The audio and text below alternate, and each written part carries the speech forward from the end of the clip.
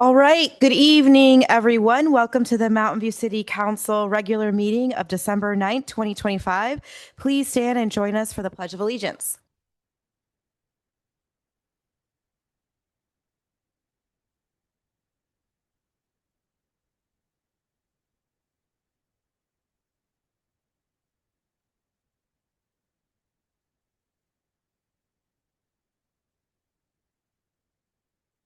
All right, great. We'll move on to item 3, roll call. The city clerk will take attendance by roll call. Councilmember Clark, Here. Councilmember Hicks, here. Councilmember McAllister, Councilmember Ramirez, Here. Councilmember Showalter, Here. Vice Mayor Ramos, Here. Mayor Kamei, Here. you have a quorum. Great. All right. We will move on to item 4, our consent calendar. These items will be approved by one motion unless any member of the council wishes to pull an item for individual consideration. If an item is pulled from the consent calendar, it will be considered separately following approval of the balance of the consent calendar. If you'd like to speak on these items or the next item, oral communications on non-agenda items in person, please submit a blue speaker card to the city clerk now. Would any member of the council like to pull an item? Councilmember McAllister. Comment on 4.4. Okay, great. Council Vice Mayor Ramos. Thank you, Mayor. I also want to comment on item 4.4, but not pool. Sorry, 4.4, correct? Okay. All right. So Councilmember McAllister will let you comment first. So I asked a question about the maximum. We had a big discussion going back how much the cost for moving should be, and we were teetering one way or the other, and some numbers were flying out, and the council decided let's put it back, give it back to staff to come up with some numbers, and I'm glad we did because these numbers are much lower than what we were discussing, and they're more realistic, and so I applaud the council for taking an extra step to allow us to really research things instead of doing government but on the sly. So I appreciate the staff coming up with the numbers. They look more reasonable. I think I've heard back from some of the landlords, and they think that's much more reasonable too. So government does work when you do it right. Thank you. Great. Thank you, Vice Mayor Ramos. Thank you, Mayor. And also thank you to staff on this item. I know it's been a long slog, and I also thank my colleagues for working with staff to get what their concerns were hashed out and worked out to get a nice, strong ordinance. The whole purpose of this was to help mitigate or partially mitigate displacement in our community. And I'm glad that we're taking this is a really good step forward for our residents and those so that they, even if they are displaced from their residence, they may not, they increase the odds of not being displaced from our community. So thank you all for finding ways to get to yes. So thank you. Hey, would any member of the public joining us virtually or in person like to provide comment on these items? If so, please click the raise hand button in Zoom or submit a blue speaker card to the city clerk. We will take in-person speakers first, but I'm not seeing any. So we'll move on to virtual, and each speaker will have 3 minutes. So if we can unmute Anil.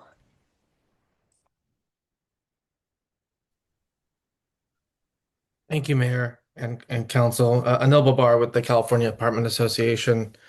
I'd like to start by expressing my appreciation to Council for continuing this item from the meeting prior and allowing for staff to conduct the stakeholder outreach. As you can tell, and I want to echo Councilmember McAllister's comments, the stakeholder outreach provided some really good feedback.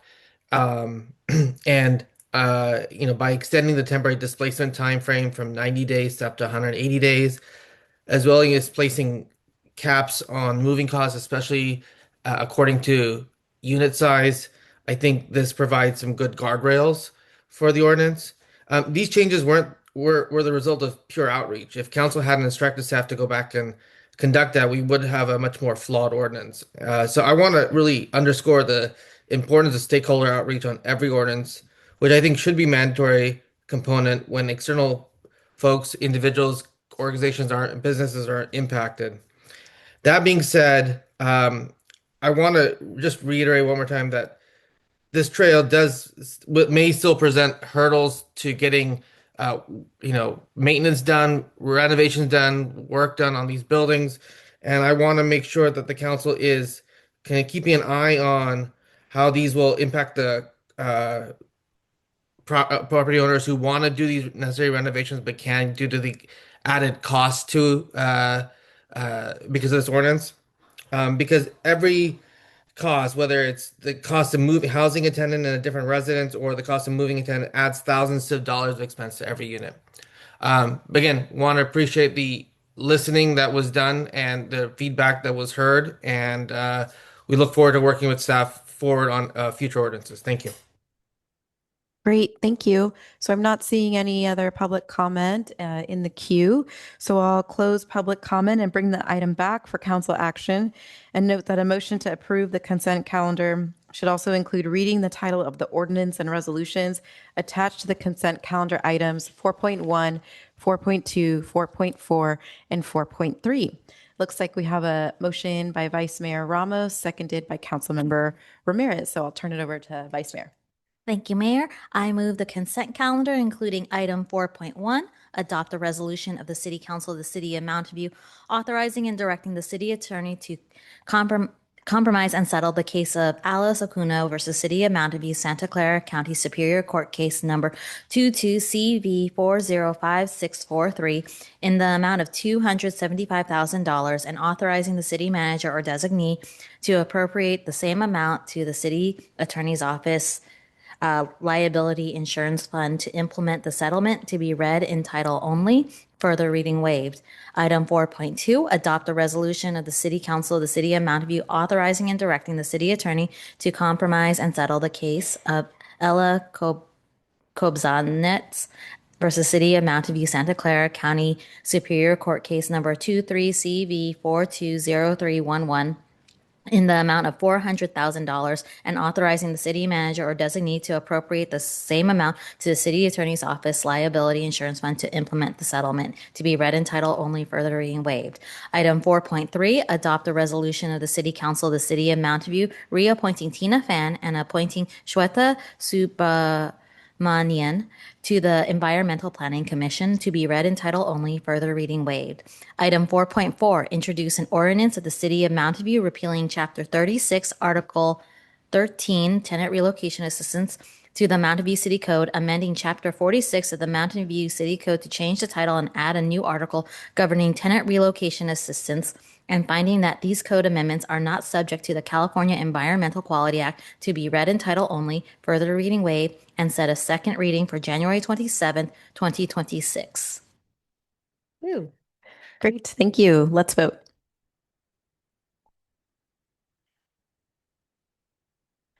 All right, and that passes unanimously. We'll move on to item 5, oral communications. This portion of the meeting is reserved for persons wishing to address the council on any matter not on the agenda.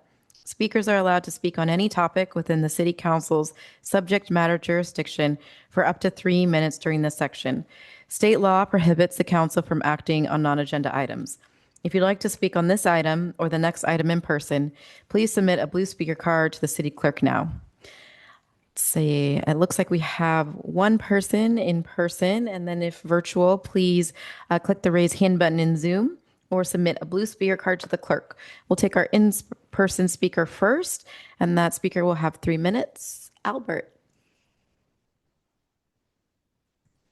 Do you have a presentation as well? Yep. Okay. We will wait for, all right, we'll set our clock to 3 minutes.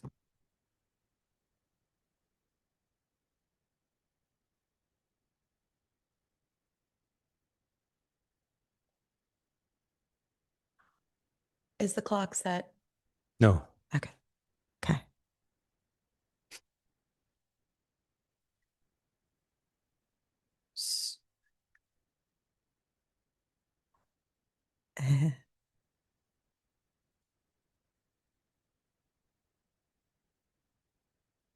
What?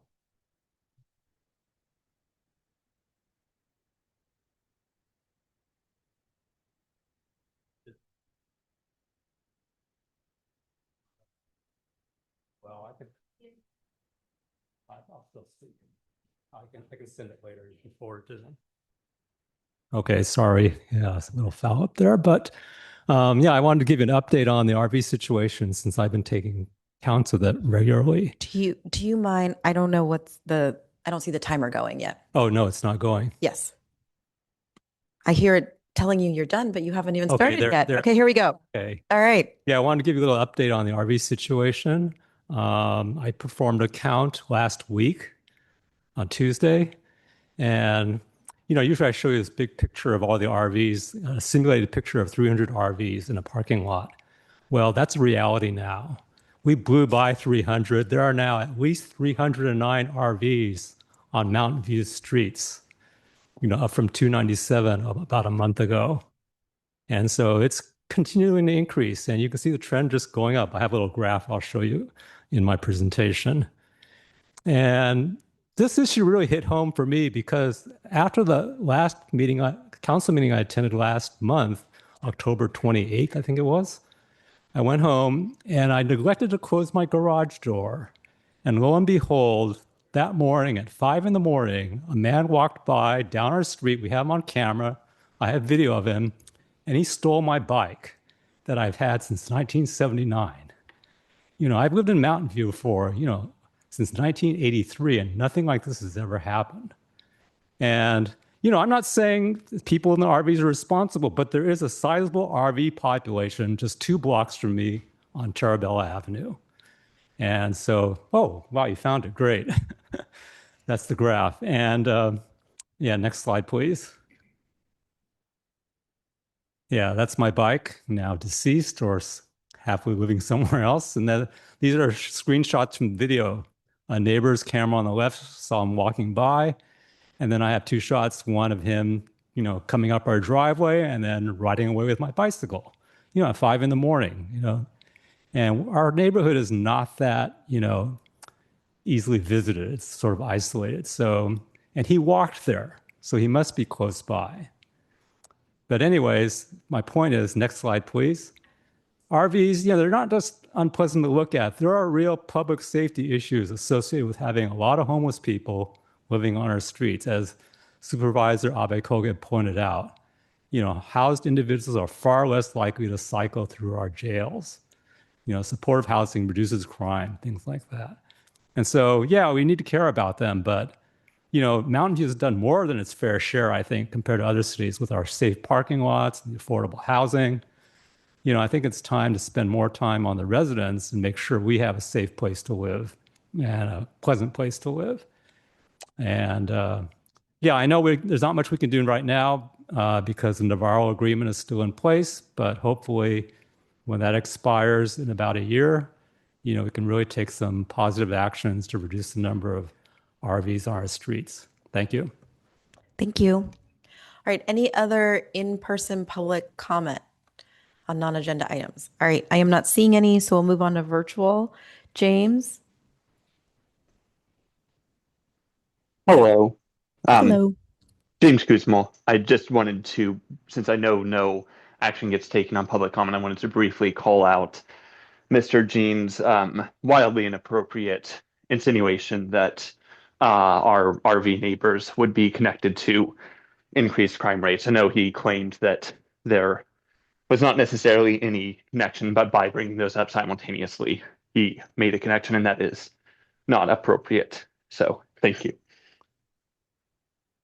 All right. So that concludes, oh, I see another public comment. So we'll stop our timer. We have Kevin Ma.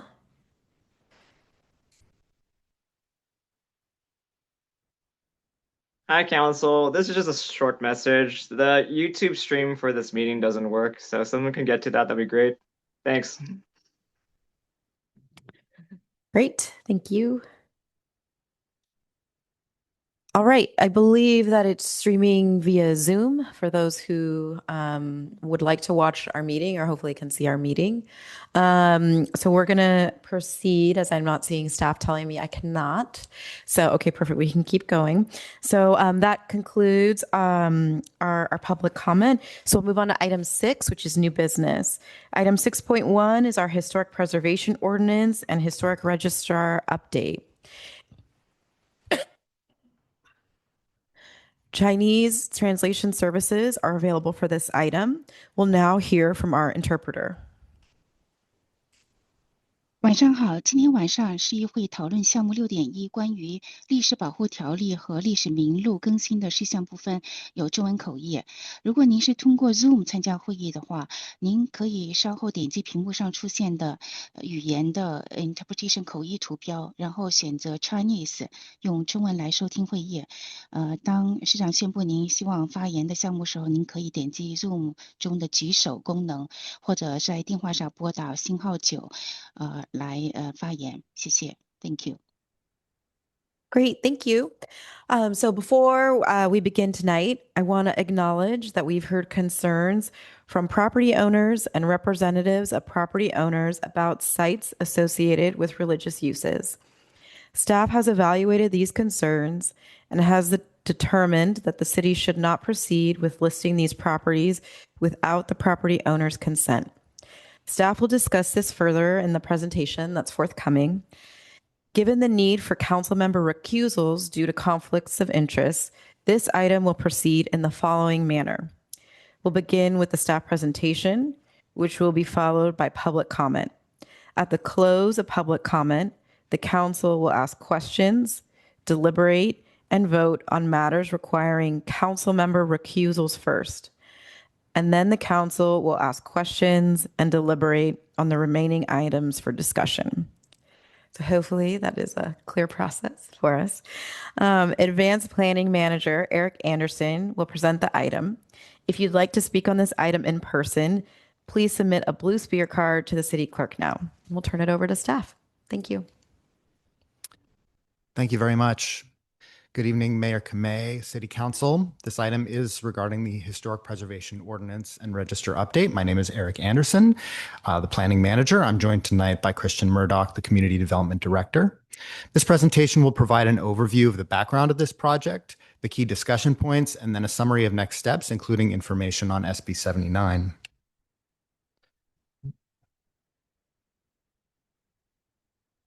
There we go. The city has had a historic preservation ordinance and register since the 2004. Together, these tools help the city preserve historically and culturally significant buildings, as well as their character-defining features. There are several reasons to update the ordinance and register at this time that are shown on the screen. The bottom of this slide shows an overview of the project process. It started in 2022 and has 3 major deliverables: the historic context statement to define the significant themes in the city's built history and provide a consistent framework for evaluating properties, an intensive survey of properties that may be eligible for listing, and an update to the ordinance. The register and ordinance are expected to be adopted next year. A city council meeting was held in 2023 to clarify the project goals and scope. The project should reflect preservation priorities, provide clarity about historic status, streamline the development review process, provide incentives, and create local district criteria for a downtown district. In addition, council directed staff to conduct an intensive survey that would exclude single-family and duplex properties that had not already been identified. A number of virtual, hybrid, and in-person outreach events have been held regarding this project to hear from the community about the project's goals, as well as to inform them about key deliverables and analysis. Leading up to this meeting, the city held 2 meetings, one virtual and one in person, to inform the community about the list of potentially eligible properties and to hear feedback on process improvements. This presentation covers these 4 topics. We are seeking council confirmation and direction on these topics so that we can finalize the ordinance and register for adoption. The first main topic for this meeting is regarding the resource eligibility. Eligibility for historic resources is composed of 2 different types of analysis: significance criteria and integrity thresholds. The city's ordinance currently includes significance criteria that are similar to those established at the state and national levels. Integrity thresholds are regarding the authenticity of the resource and are focused on the 7 characteristics shown here. The city does not currently have integrity thresholds, though other cities have them as well as the state and national review processes. The project team has conducted an intensive survey of properties as directed by the City Council. Based on the significance criteria and integrity thresholds, a draft list of 101 privately owned properties is identified as eligible for listing in the local register. After further evaluation of state and federal law, staff has concluded that the city should not continue to pursue listing of religious sites as part of this process without an affirmative request of the property owners. Therefore, staff does not recommend continuing with the consideration of the listing of the properties shown here as part of the Mountain View Register update.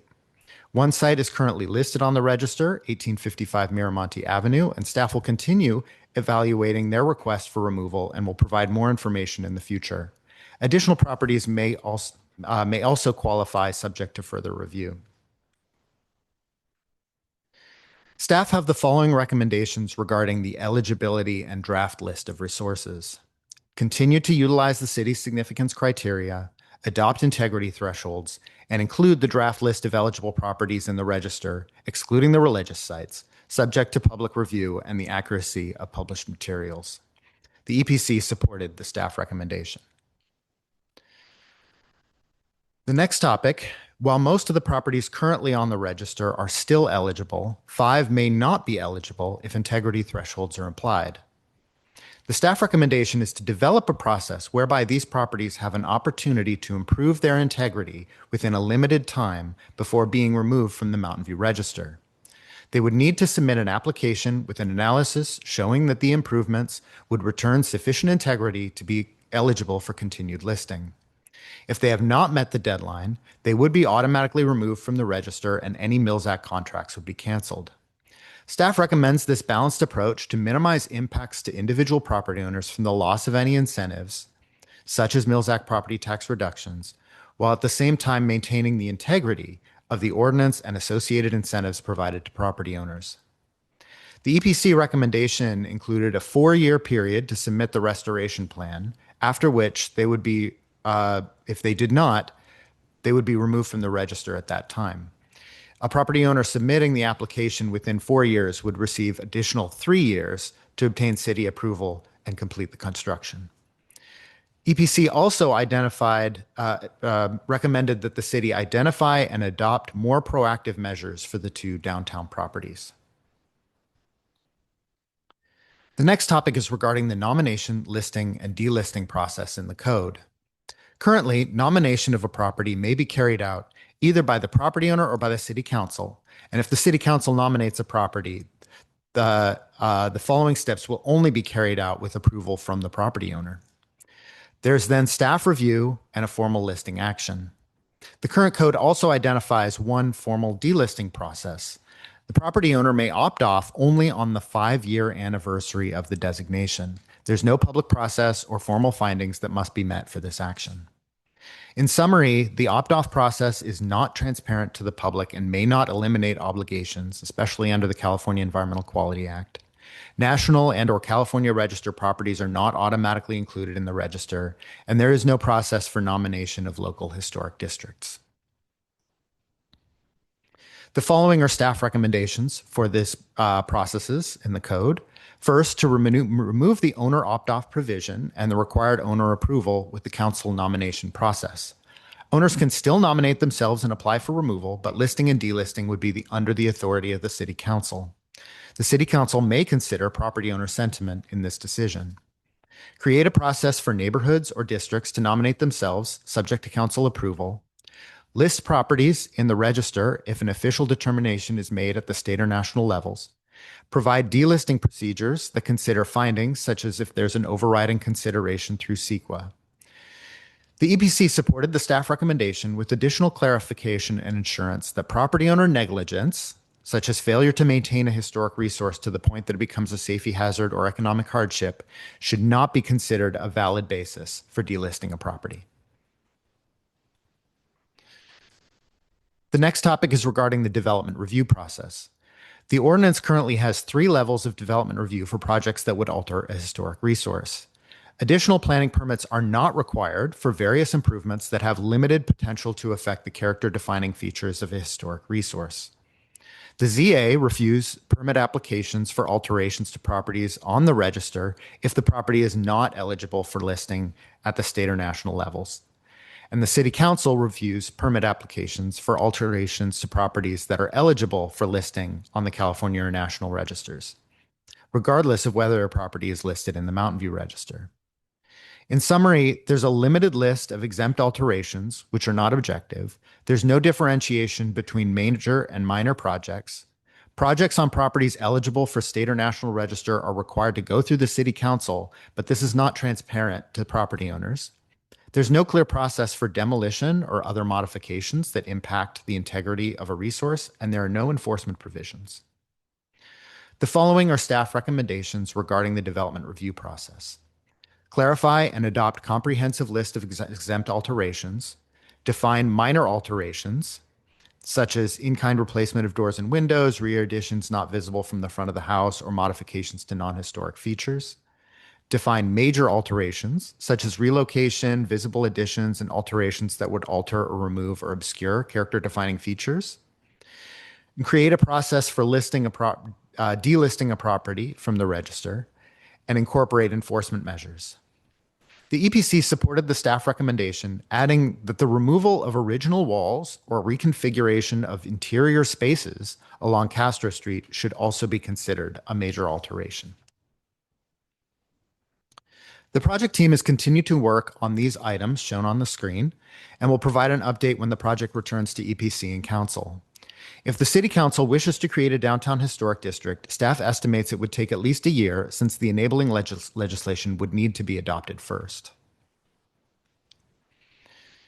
This slide is regarding SB 79, which was recently signed into law and goes into effect next July. The purpose of this slide is to show the language in SB 79 that relates to the protection of historic resources. As an overview, the city must allow higher density residential development in these blue areas on the map. There are 5 qualifying transit stops in the city. In general, historic properties that were listed as of the beginning of this year are exempt from this statute, but the city can adopt a local alternative plan that would allow the newly listed historic properties to be exempt, but we would need to allow more density elsewhere to compensate. Staff work has started on this, including mapping of pedestrian entrances to stops and analyzing areas affected in these bubbles. In conclusion, staff is requesting City Council direction on the draft list of properties eligible for the register and draft strategies for ordinance updates and the development review process for historic structures. We're happy to answer any questions you might have. Also in attendance tonight are Ella Karachian, the project manager, Amber Blazinski, the assistant community development director, and team members from our consultant firm, Page and Turnbull. Thank you. Great, thank you. So per my earlier announcement, we're going to do public comment and then we'll go into council question and deliberation. So would any member of the public joining us virtually or in person like to provide comment on this item? If so, please click the raise hand button in Zoom or submit a blue speaker card to the city clerk. So we'll begin with in-person speakers. We have a little bit of a queue, so I'll call up some names, and if you don't mind queuing to the left of the podium, that would be great. And then those who watching online, please speak directly into the microphone so that those joining virtually can hear. And then you'll see the timer clock right here. So first we have Julie Satake Ryu, then we have Robert Cox, John Martinez, George Abiet.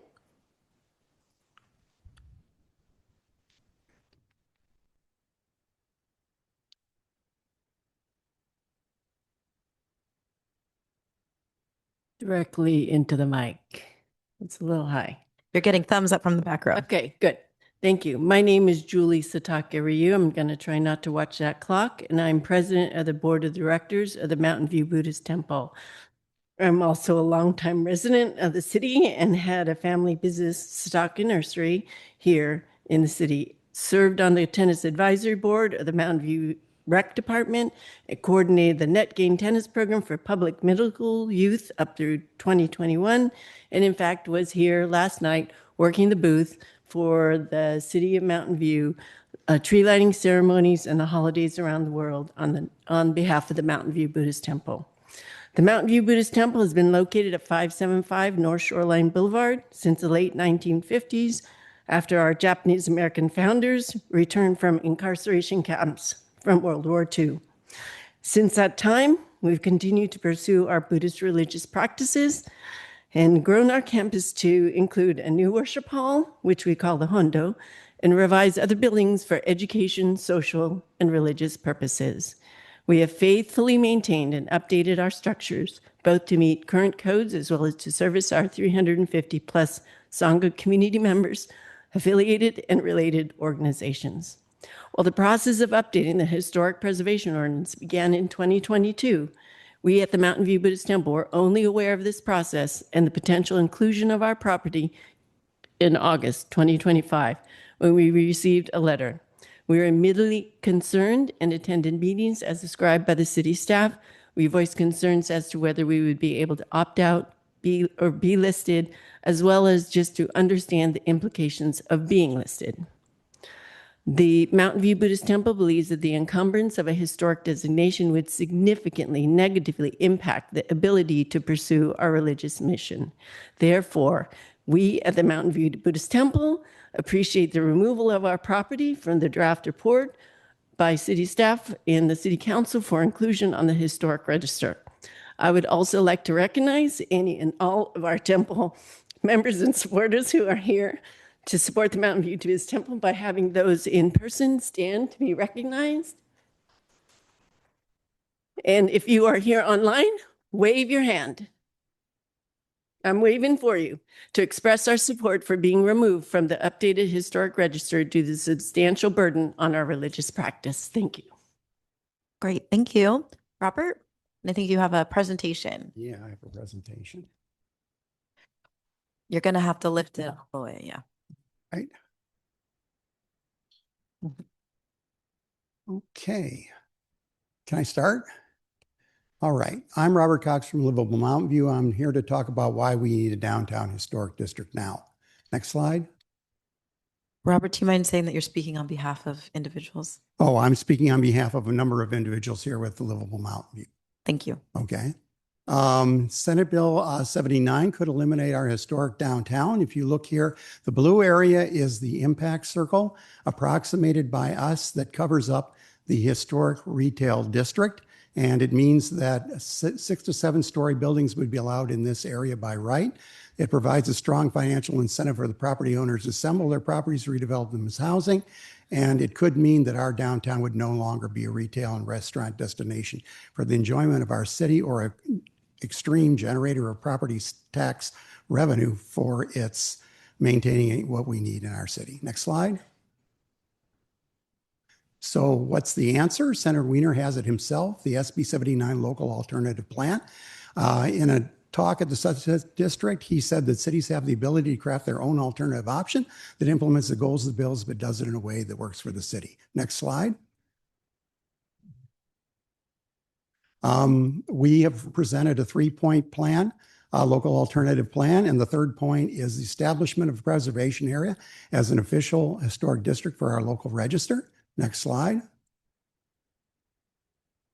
Here's our proposed preservation area, which we sent to the council this morning. It basically is the Castro Street Historic Retail District H, but we also want to include the Tide and Weilheimer houses as they're on the national and eligible for the national and California register. And we could exclude 2 areas that are non-contributing in red, and the parking lots are up and structures are up for discussion. Next slide. There are tight deadlines, and as far as we know, the alternative plan should be adopted by July 1st, 2026. The review process could take as long as 6.5 months. That means that starting next week, we're at risk of maybe slipping the deadline. We've got a meeting with Assemblyman Berman's office to try to confirm all of this. Next slide. Other cities are already working on their SB 79 local alternative plans, such as Palo Alto, Sunnyvale, and Los Angeles. Here's the Sunnyvale Historic Murphy Avenue. They are working on a plan for that. Unless we act now, historic core of our pioneer founded city could be lost. Next slide. There are 12 California certified districts, historic districts within the state of California. One of the closest ones in Redwood City is the Redwood City Expanded Main Street Historic District. We look at it as a model for Mountain View. We note that it talks about the idea of many pioneer and early day residents and organizations associated with the buildings in the proposed expanded district as part of the rationale. And we know in Mountain View, the Castro Street was created in the 1860s as a commercial district when the Southern Pacific Railroad was built. Acknowledging contribution of minority populations is an important criteria when determining historic districts today. It came up when we were talking about the Tide and Weilheimer houses. And the Castro area includes contributions for a uniquely diverse population of immigrants, many from minority groups, and that's why we believe it deserves special consideration. We note that in the Redwood City District, it has both architecturally significant and ordinary buildings. If you go clockwise from a very architecturally excellent building, you can circle around to the Savers Warehouse, which is very ordinary and yet part of the district, even though not contributing. But the district considerations include persons and events that occurred there, as well as architectural design of buildings. Next slide. So going back to the staff report, we have a couple comments on that may impact on the idea of historic registers, and particularly the ones on the local historic register. SB 79 requires a historic district receiving exemption be added to the city's local historic register. While state and federal guidelines are useful in determining guidelines for local districts, they are not a requirement. Our city has the final say on what it declares to be a local historic district. Next slide. So what is a historic district? Going to the national park definition, it's a significant concentration, linkage, or continuity of sites, buildings, structures, or objects unified by past events and aesthetically by plan or physical developments. So it has to do with continuity and history and the unity of the buildings. The San Mateo Heritage Alliance and their definition notes that individual buildings without in a district do not need to be highly significant on their own. Some are contributing, some not. Next slide. Next slide. Our downtown historic district that we are proposing is around the Castro Street area. It was laid out in 1864 and has been in continuous use as a commercial retail district. We view it and its vicinity as a historic site. We note that, taking the Redwood City example, buildings need not retain their original architecture to contribute to the historic district. If you look here at this picture of historic Redwood City's courthouse today, what we can comment on it is it has gone through several design revisions. It was completely destroyed in the 1906 earthquake and rebuilt. And the only part that is existing today is the metal dome up at the top, and yet is still considered a part of the historical contributing buildings in the district.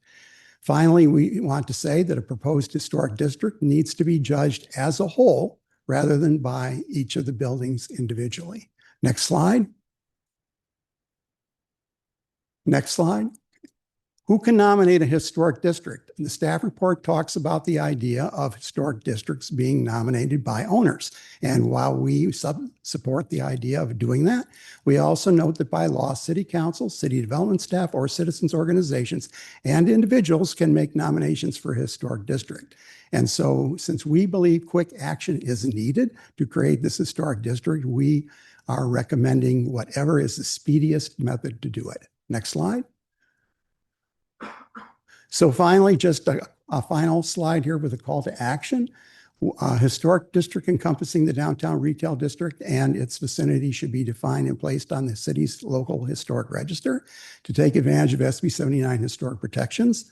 This should be completed by when the law takes an effect in July 1st in next year, and staff should defer less urgent land use work for 6 months to get an SB 79 local alternative plan submitted and approval. Thank you for listening to what we at Little Mountain View have to say. Great, thank you. George Martinez, and then, sorry, John Martinez, George Avia, then Jim Spangler. Thank you. I'm John Martinez, and I've lived in Mountain View for 39 years, and I have been following the historical process, and my house has never been listed on the registry. So now, 2 weeks ago, I get a letter, and I look, and I'm all of a sudden my house is on the registry. So I really am kind of behind the queue here. One of the questions is I'd like to opt out, and I was told that I had to wait for you guys to go through your whole process before I can even opt out. And then I was wondering why I had to do that. And then the criteria that you of the company that did the survey listed age and then historical significance and things like that. And my property is just age. I don't see why I should be considered on a historical registry just because my property's old. So anyway, thank you. If I could reach out to you later and talk more about it, is that possible? Okay, thank you. 52 Monroe Drive. George? Yes, thank you. My name is George Aviet. I'm the owner of Chez TJ Restaurant for the last 44 years. And I'm 70 years old now, and I'm trying to retire. I have put all my life and savings in this property and wanted to secure for future of my life to sell or to lease or to develop this property to manage a future security for myself and my kids. Unfortunately, I've been listed in historical registry without my permission, and I've been fighting it for last 15 to 16 years to take this property out of the list, opt it out. And I'm not very satisfied by even without my permission putting this property to state registry without my permission again, without my consent, and I wish to opt it out to either develop the property, which we had an amazing development plan for it about 6 years, 7 years ago, which we were refused to permit for that. And I think I need to have this property opt out. So as an individual who's been paying my taxes and the right of my life to exist and live in this town, to be able to sell my property so I can retire. Thank you. Thank you. Jim? Good evening. It's been a while since I've been able to address the council. I've been slowing down a little bit myself. Can you speak directly into the mic? Thank I you. still stay active in the business that I own. And the property that my father and I own at 799 Castro Street. Spangler Mortuaries was started in 1934 by my grandfather. And we've been active in the community, serving the public and the community with their needs. I'm a bit surprised that this issue or our property is being addressed again. In 2004, we spoke against this issue, and we were notified that we didn't qualify or weren't listed on the registry.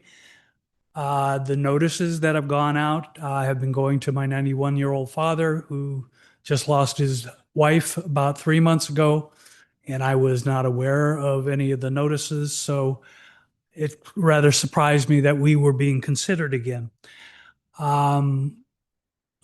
I would like to opt out as well. We have no development plans, and I'm lucky that I have a fourth generation coming on and taking over the business.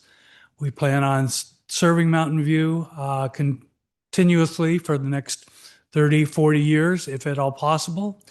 We take care of our property and maintain it in what we feel is a very respectful manner. And it is a nice property, but it is not historic as far as we're concerned. We don't feel that we should be punished for our service to the community by having it listed on the registry. We'd like to continue participating in the process, and we hope that you'll take our consideration into plans eventually. Something's going to have to happen, whether it's 30, 50, 70 years from now, in that block of Castro Street. It's not in the downtown historic area by the train tracks, but it's going to be a very unusual piece of property amidst all the other projects that have been going on and are anticipated to go on. Thank you. Okay, thank you. Any other in-person public comment? Great, you can submit.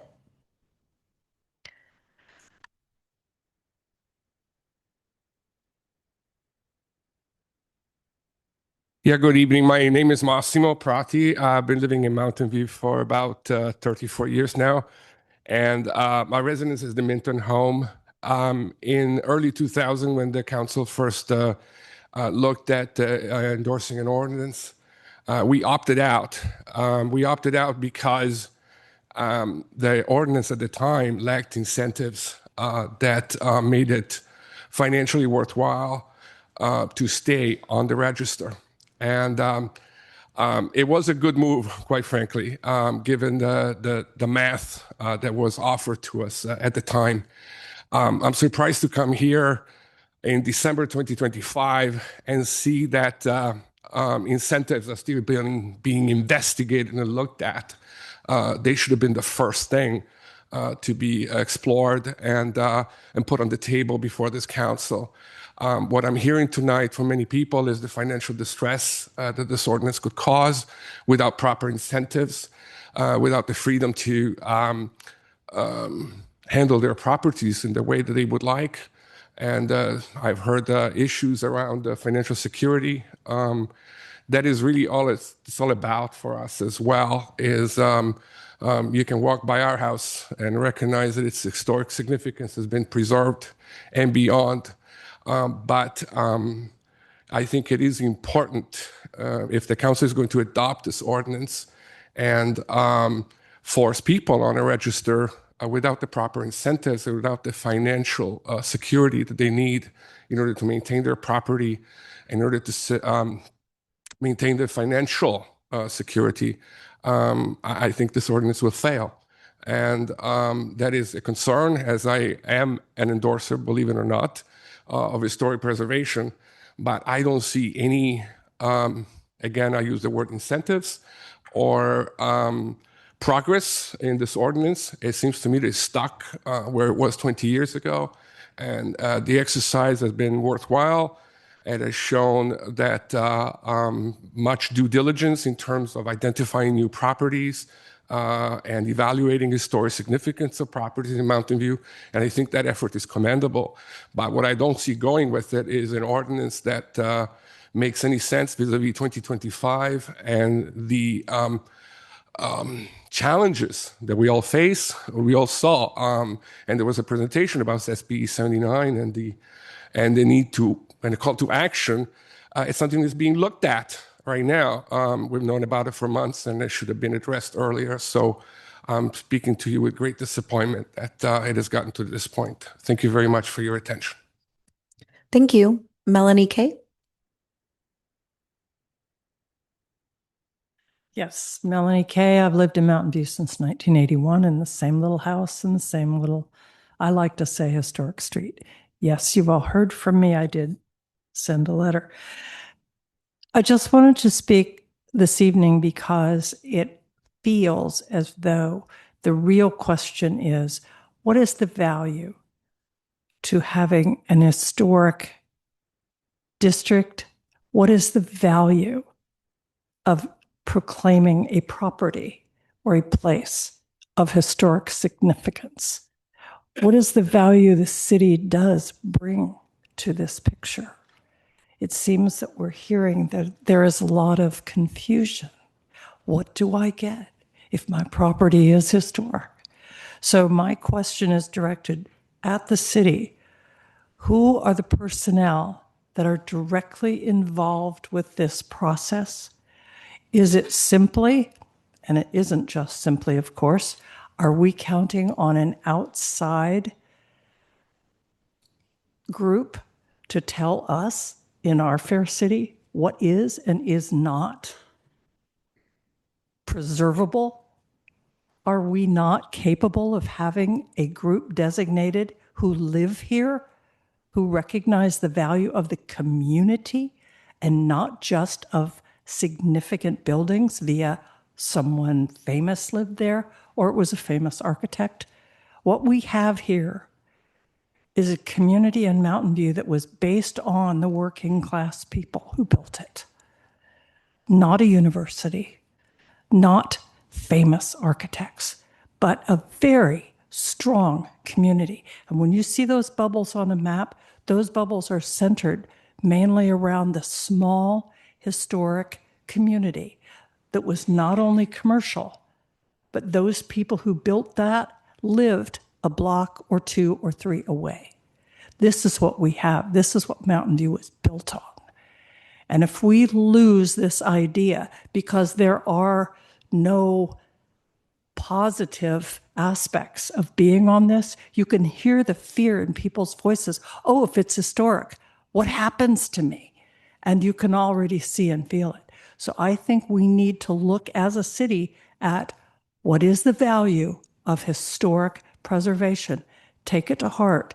And we need to do this quickly because SB 79 is coming down on us hard, and it could be the absolute loss of what has been built up since they first watered the horses down there at the place that has been lost.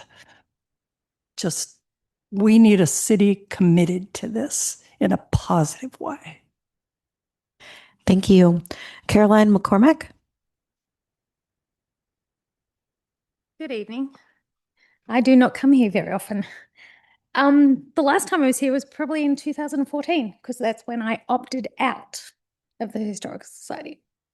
My property taxes would have gone at I apologize. You need to speak directly into the microphone or else we can't hear you and those watching virtually cannot. Okay. Thank you. Thank you. Do I get time again? Gotta go there. I have not been here since 2014. I was a member of PEER. I've been a member of Interfaith Action and changes in Mountain View that have made significant differences to our society. I would like to say that last time I was here, I opted out of the Historical Society. I looked at the Mills Act for my house.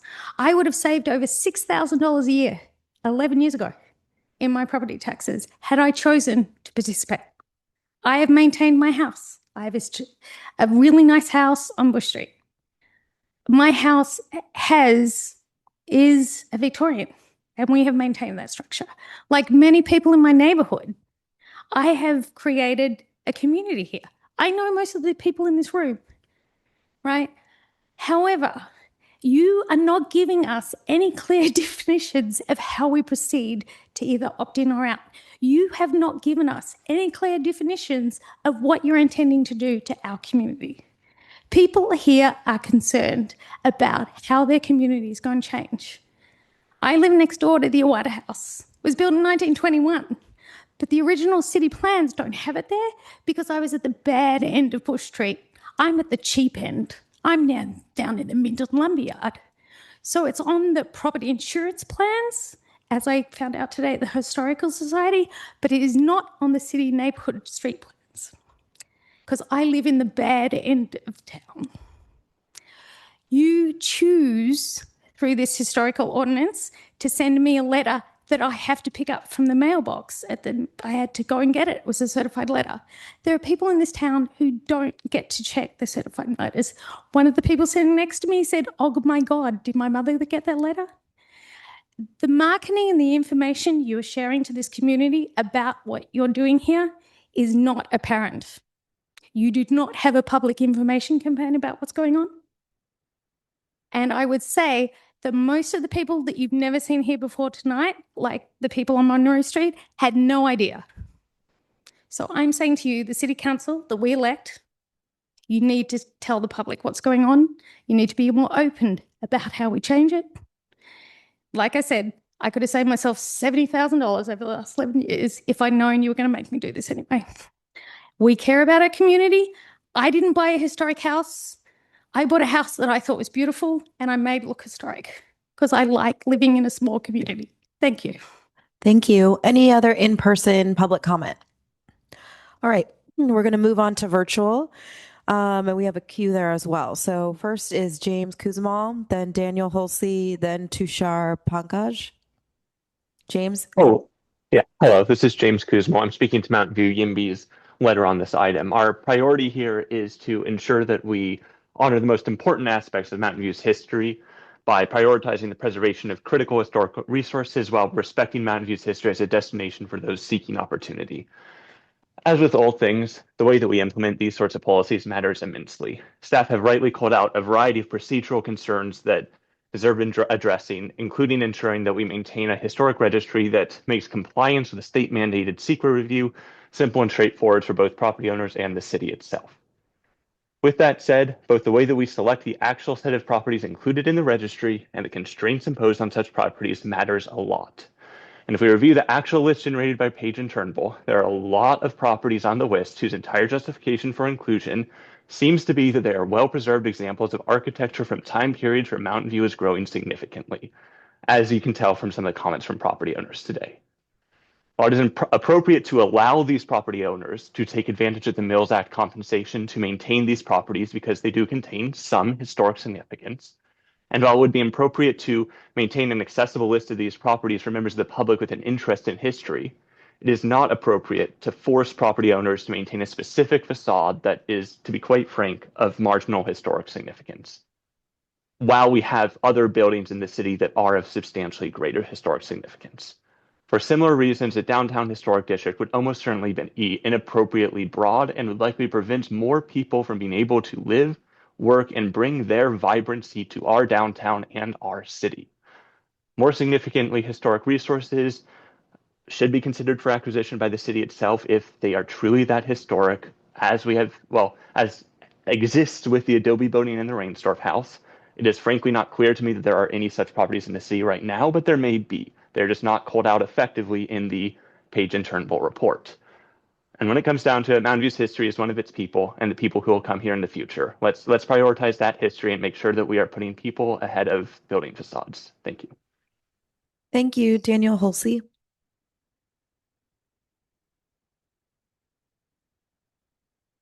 Hi, can you hear me? Yes. All right. So I didn't write anything beforehand, but I just have some comments here and some thoughts. If I look at the staff recommendation, these first two bullet points are really concerning to me. The first one seems to be, to me, like whether or not the city should just be able to steal developability from landowners, which to me seems a little wrong. And then the second one is whether we should be able to do it on a mass scale. And I think that's just wrong. If a property is going to be on a historic registry, it should be voluntary. Otherwise you're just like stealing from these landowners who may have plans for their property. And you know, this is actually kind of personal for me. My husband's grandmother lives not in Mountain View, but in Fremont in the Niles Historic District. And really being in a historic district is more of a liability than an asset, especially when you're someone who's lived in a house for a very long time. houses have to be maintained, and when they're real old, they fall apart. And you may have structures on your property that start falling apart when you haven't maintained them.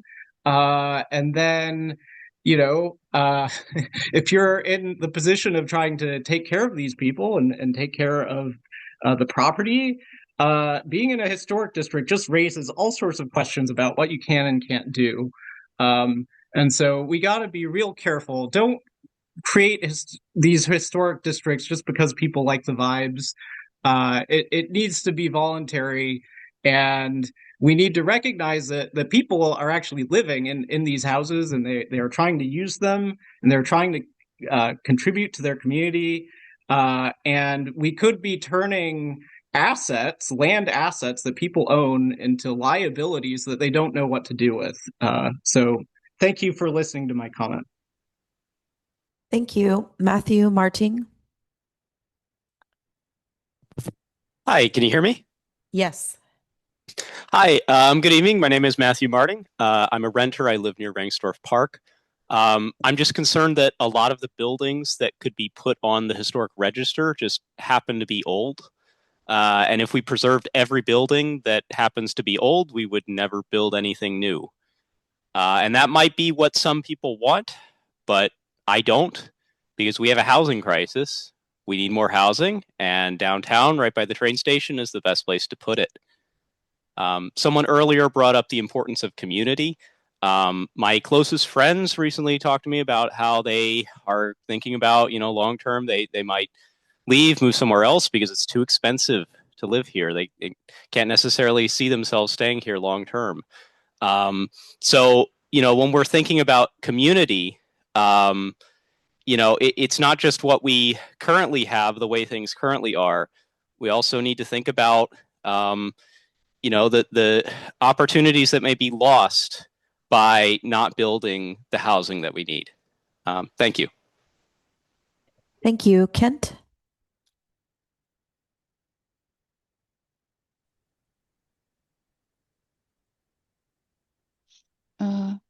Hello? Nope, the speaker is Kent. Kent， 您需要先消除静音。您现在是静音。I'm so sorry. I think that they went to you. But we're trying to unmute Kent, not unmute our translator. Kent， 你现在是静音，你需要消除静音。Yeah. OK， 好。好。Hi, Kent. Is that you? Hi. Yes. Hi， 是你吗 ，Kent？ Okay. Can you hold for just a second? 您稍等一下。好。您可以听到我讲话吗？ Why don't we take a 5-minute recess while we work through the component here? Thanks. 我来5分钟休息时间，然后我们再回来。我们先休息5分钟。OK。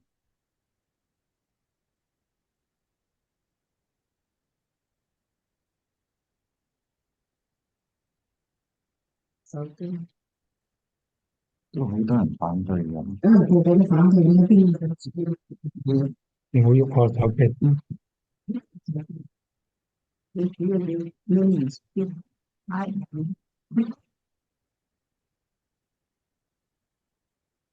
我好似幫你哋兩講。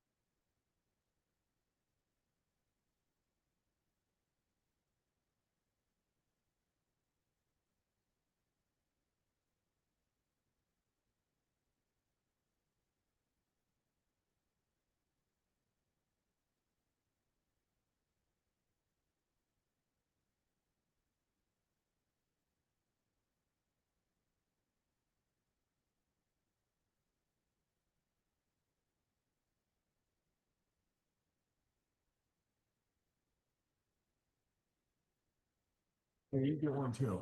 All right, everyone, let's try to bring it back. Thank you.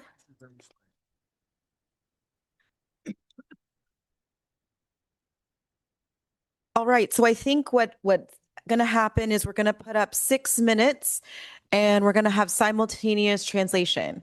So our translator, Eileen, will confirm with Kent what he would like to say, and then she is going to give that back to us. And that was part of it. So that's why both lines are unmuted. Thank you for your patience as we work through this. Accessibility is one of the things that we try to do in Mountain View. And so much appreciated. All right, so let's unmute Kent, let's unmute Eileen, and we have the 6 minutes up.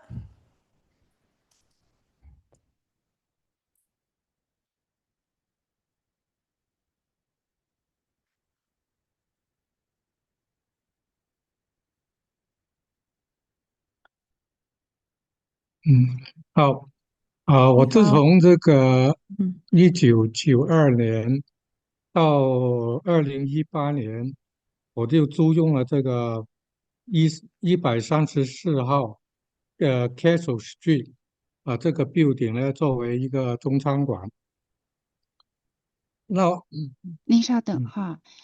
I have rented this property located at 134 Castle Street since 1992 to 2018 as a Chinese restaurant.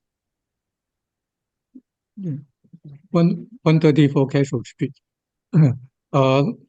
那我对这个 building 的结构呢，还有它的装饰呢，我都很了解。那这个 Okay.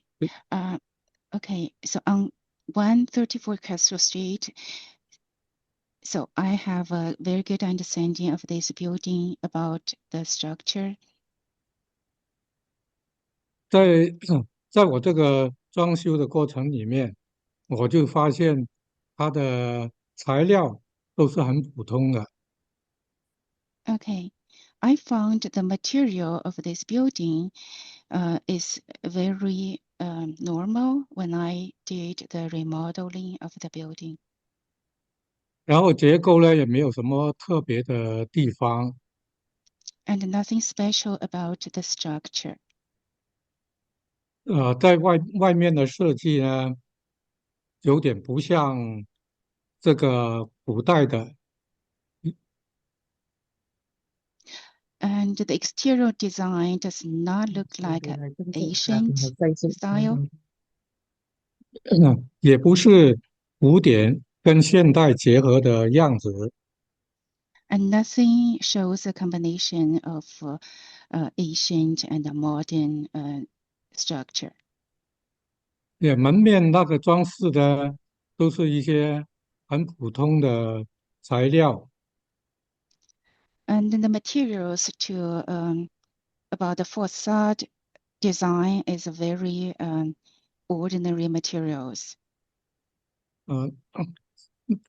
我们呢也曾经想把这个门面呢装修一下。We try to remodel the front exterior area. 那我们也请了中国来的设计师帮我们看了一下。We invited the Chinese architectures designers from China to help us to take a look. 我们想想如何把它现在这个样子呢，建成一个比较像中国的一些古典建筑，或者是古典跟现代结合的建筑这样。We were thinking of how to change, remodel this building to reflect the ancient architecture or combination of ancient and modern architecture. 那就是说我们不能因为那个屋檐上面涂了一点颜色，就是把它定为一个历史的建筑。We cannot define it as a historical architecture only because the roof has a special color or design. 也因为这个跟中国的那个仿古的那个设计呢是完全不吻合的。Because it does not reflect the Asian Chinese architecture style. 所以呢，我建议把这个 building 作为历史建筑的话，从这个名单上删掉。So I recommend that to remove the designation of this building as a historical resource. 谢谢，我讲完了。Thank you. That's all. Okay, 谢谢. Okay. So the next speaker is Jennifer Michael? Oh, okay. It is now Matt Francis. Good evening, Mayor Kamei and members of the City Council. My name is Matt Francois with Rattan and Tucker. And along with Mindy Romanowski, we are Land Use Council for the Mountain View Buddhist Temple. Ms. Romanowski is also joining me online. We were both planning on appearing in person and speaking to you tonight, but given the updated staff recommendation, we decided we could combine our comments and keep them relatively brief. First off, I want to thank staff for their updated recommendation to remove the temple's property and other church properties from the draft historic register. We sincerely appreciate staff's thoughtful review and consideration of MVBT's concerns and those other religious institutions may have expressed on this matter. As Ms. Rue explained to you earlier tonight, the temple is home to a vibrant Buddhist community offering a wide range of religious and spiritual programs. On December 1st, we sent a letter objecting to the inclusion of the temple property on the city's historic register. Under state law, a city cannot designate a religious building or property as historic over the objection of a religious institution, claiming it will suffer a substantial hardship as a result of such designation. In our letter, we explained how inclusion of the temple in the historic register would impose a substantial hardship to it and its religious use of the property. Having a historic designation would increase costs, cause delays, and make it more difficult to obtain permits necessary for campus improvements. Specifically, being included on the register would inhibit the temple's ability to make alterations or changes to the buildings that will be needed over time to sustain and grow its religious ministry. This is not just a hypothetical or theoretical concern. In the last 10 years, or so, MVBT has made substantial improvements to the Hondo, its current temple building. It's also made alterations to its original temple building known as the YBA Hall. So 2 of the 4 major campus buildings have been recently altered in a substantial fashion. And MVBT has also been engaged in a master plan process for future growth. Through that process, it has identified renovations and alterations needed to other campus buildings. A historic designation would inhibit and restrict MVT's ability to alter or demolish campus buildings as needed to sustain and grow its religious ministry. In our letter and comments tonight, MVBT is reiterating its objections to the inclusion of the temple's property on the historic register and informing the city it will suffer a substantial hardship if the property were to be so designated. We urge the council to follow the staff's recommendation and remove the temple from the register. If the temple property were to remain on the register despite staff's recommendations, MVBT will have to pursue other remedies to preserve its rights under state and federal law. Thank you again for your consideration of the temple's views on this matter. I'd be happy to answer any questions that you may have. Okay, thank you. Jennifer? Dear Dias, I'm sorry I can't be there in person. I'm Jenny Michelle, a resident of Menlo Park, but longtime representative of owner interests managing several assets in Mountain View within a quarter mile of the 2 train stations. I also graduated from Los Altos High School, lived in Mountain View for several years, and my husband grew up in Mountain View for over 20 years. Personal comments. I'm a recovering homeless teacher who has lived on the streets for 2 winters. The housing crisis has been with us for several decades. SB 79 was born out of the vision to see our people living and working in resource-rich areas without being tethered to vehicle ownership, freeing up income to be allocated to other goals such as family expansions. As a commercial property manager, my trades that serve you directly and indirectly come from Manteca, Livermore, Sacramento, Lodi, Morgan Hill daily. Historic preservation will be used or has been used in many municipalities to stop critically needed housing that my family, my tenants, and trade are on the market for. I urge this body to ensure that this ordinance is only used for truly historic assets that are strictly approved by owners. This ordinance is an encumbrance on owners and your long-term housing goals. Our workforce needs to be centrally located to transit in order to streamline services, productivity, and safety.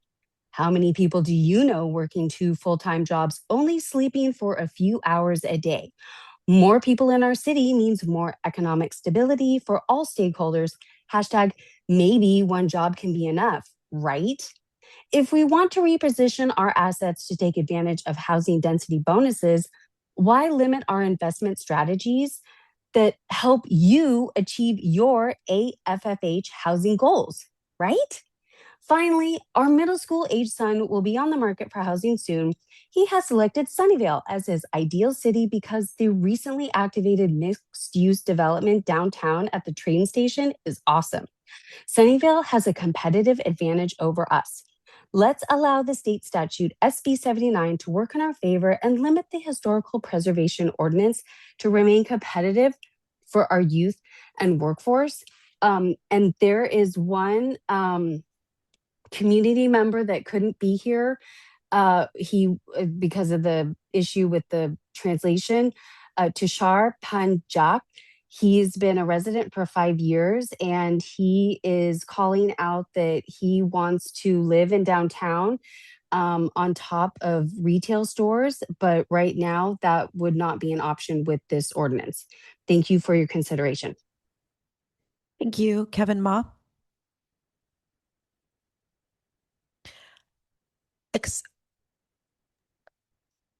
I'm so sorry, just point of order. We're doing public comment. And so I'm going through all of the public comment. This isn't a an interactive portion. You got your chance to speak for public comment. And then we're going to go through all the virtual and then we're going to do questions and then we're going to do deliberation on the topic. So Kevin Ma. Evening, Council. This is the first time in a while I've spoken as an individual comment, so there's that. I speak for a few items on this topic. One is, what is the purpose of a historic preservation? I feel like one of the reasons any government would do that would be to encourage people to research the history of the city. However, the way it's presented in tonight's item doesn't really make that very clear, right?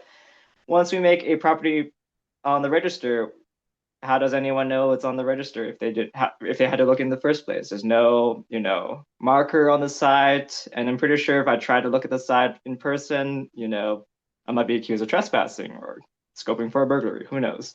But it doesn't really feel that inviting to actually learn the history without, looking at the study, which the staff have taken quite effort to compile, which is great. It's nice to read about what's happened, but I'm looking at the costs and benefits of what the city has done, and it's a little bit questionable if we as a citizenry are getting really that much benefit, right?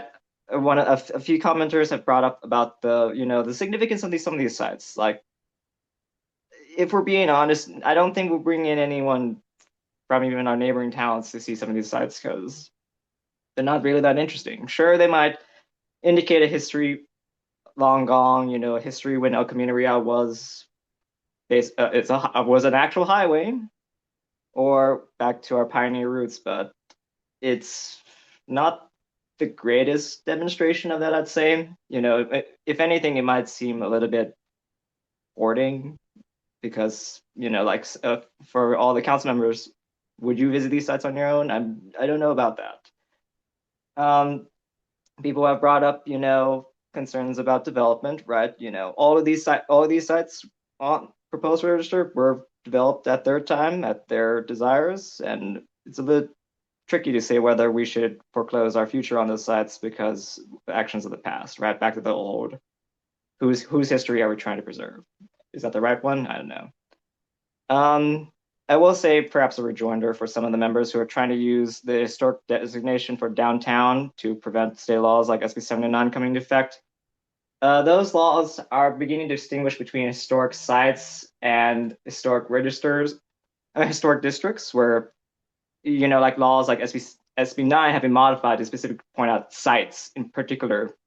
So you can't just dress up an entire area and call it a district and call it a day. So I would like to see a preservation to be done in good faith and actually something that can provide greater education to the community rather than,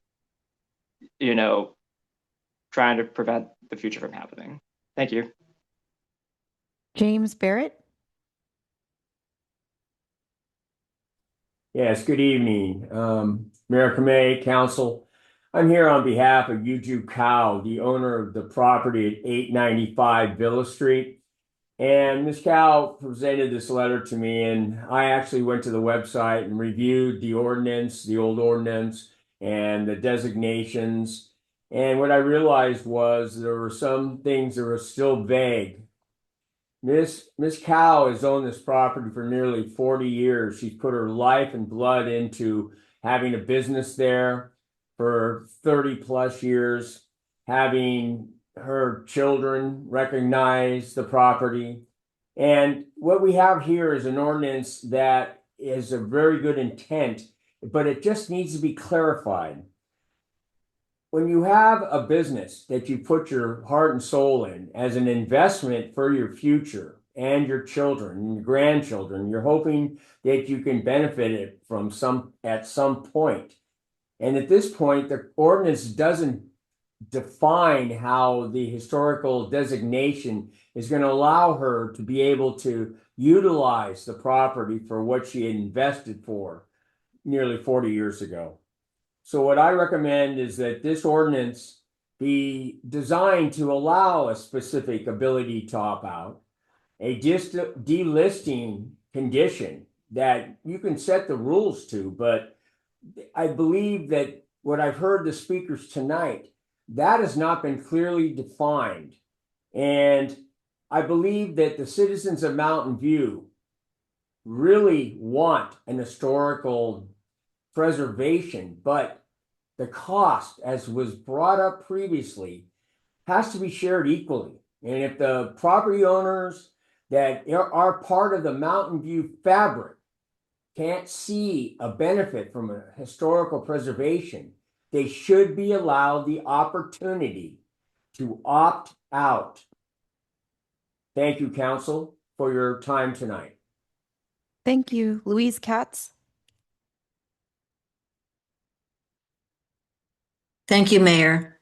Yes, as a member of Livable Mountain View, there's a couple points I wanted to add to Robert Cox's presentation. First of all, we're glad that the staff acknowledged that the issue of a historic district, that at the rate we're going and with all the other projects that we have our staff committed to, that it could take a year to get this historic district. And in fact, as we've pointed out, we don't have a year. We have basically 6 months, if that. And so we wanted to emphasize again not only the need for to move forward, but how to assist staff with the burden that the SB 79 has placed upon us.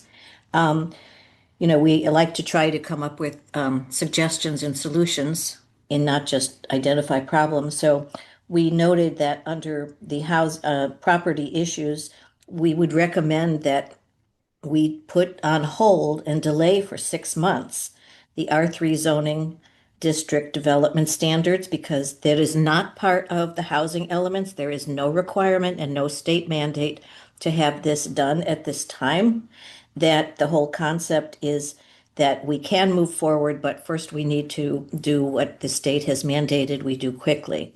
We'd also like to indicate the idea that the citywide objective design standards could also be delayed for 6 months to free up staff time and energy to work on the SB 79. Again, there is no deadline, and we believe that the time to address that is certainly coming up, but not in lieu of preparing for SB 79.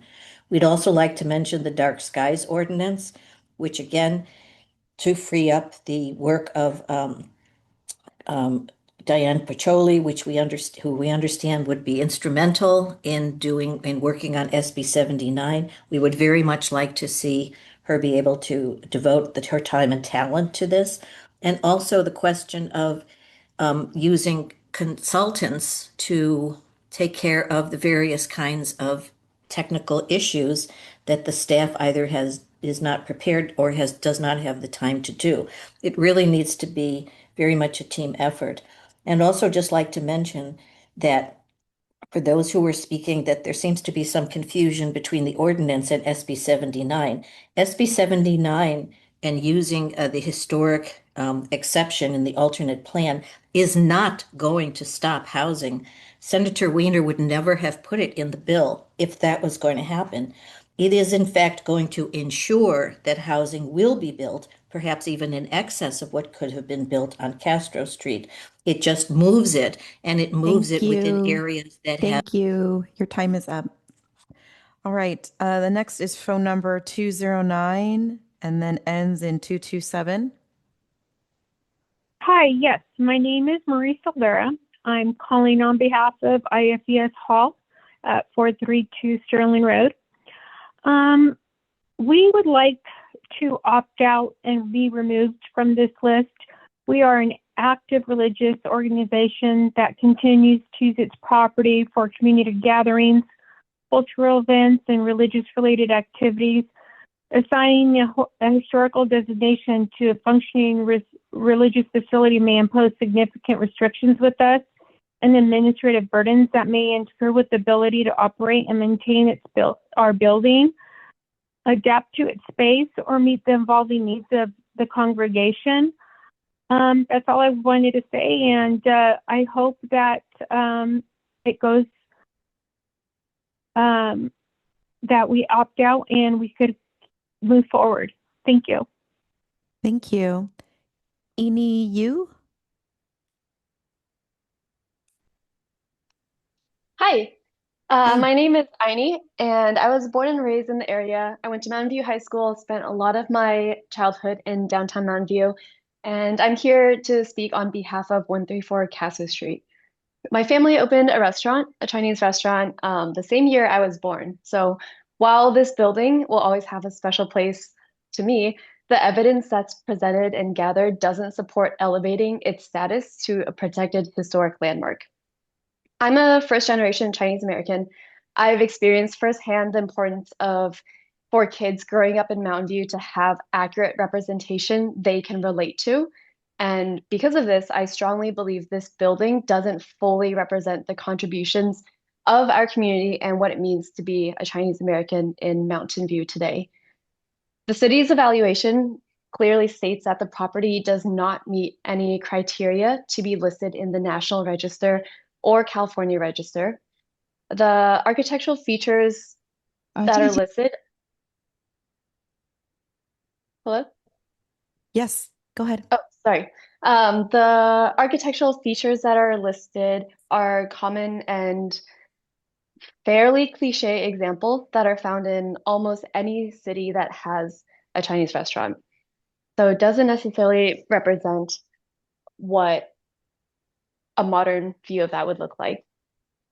So landmarking a building that lacks individual historical significance would also introduce avoidable constraints on our and the city's ability in the future to revitalize the property, which is a pretty big chunk of this block.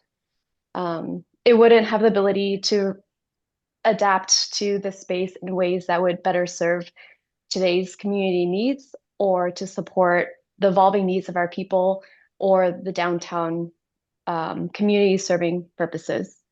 And we absolutely should honor the Chinese American community contributions, but we should do it in an accurate and appropriate way that elevates truly significant sites or promotes accurate context and not simply stretch the definition of landmark to include buildings that don't meet the standard. Thank you so much. Thank you. Jerry, Steech? Hello. Hello. Hi. Can you hear me okay? Yes, we can. Hi, thank you very much for your time, ladies and gentlemen of the council and Mayor Kamei. This is Jerry Seach. I'm with the, associated with a number of things with the Old Mountain View Neighborhood Association. I'm the subcommittee chair there. I'm part of Level Mountain View. I'm on the board of the Mountain View Historical Association. Primary reason I moved to Old Mountain View years ago was how the city embraced its past, historically and architecturally. Now, tonight, much of the opposition we've heard to establishing a historic district is based on personal interests, whereas those in favor are altruistically focused on preserving character, history, and vibrancy at the core of downtown. Overlooked, however, is some very basic math. The first 3 blocks of Castro Street continue to draw visitors in droves. Restaurants, retail stores, coffee shops, and bars. Any economics 101 course will teach you that the greater the customer base, the greater the revenues. The greater the revenues, the greater the general public good for residents. So do we really want to, I'm sorry, I'm using this common metaphor, we really want to kill the goose laying the golden eggs. Property owners, whether of commercial buildings or of nearby homes, can only gain from our not disrupting the vitality of downtown for short-sighted personal gain. I have 2 requests. Let's be clear and forthright with property owners what they gain being on historic registry. And 2, let's please not conflate housing needs with issues facing commercial zoned properties. It's within your grasp, not the city council, to preserve what served the city so well for so long. Thank you. Thank you. Erica, you?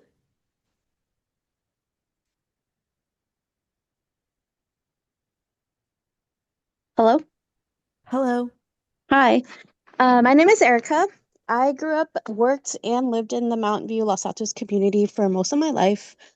I'm here to speak on behalf of 134 Castro Street tonight, which was previously a Hanjin restaurant for over 2 decades. I recently read that this historical registry project has been in the works for many years. But my family and I were pretty surprised to hear about it only just recently. We got a letter, I believe like in October of 2025 about our owner being placed, or our building being placed on the list of potential historic buildings. The owners had no prior knowledge of this project before this letter, and so they were all kind of just taken aback a little bit. As previously mentioned by others, the current owners of this building are in their late 60s, 70s, and almost 80s, and they're all hoping to retire sooner than later. They've worked really hard to maintain this property through their lives, and even pulling from their retirement savings to ensure this building remains up to code and active in this community. And just as they're feeling some stability since the pandemic, they find out they've been placed on this list, and it's a lot of new information and like new potentials of what may or may not happen with the building.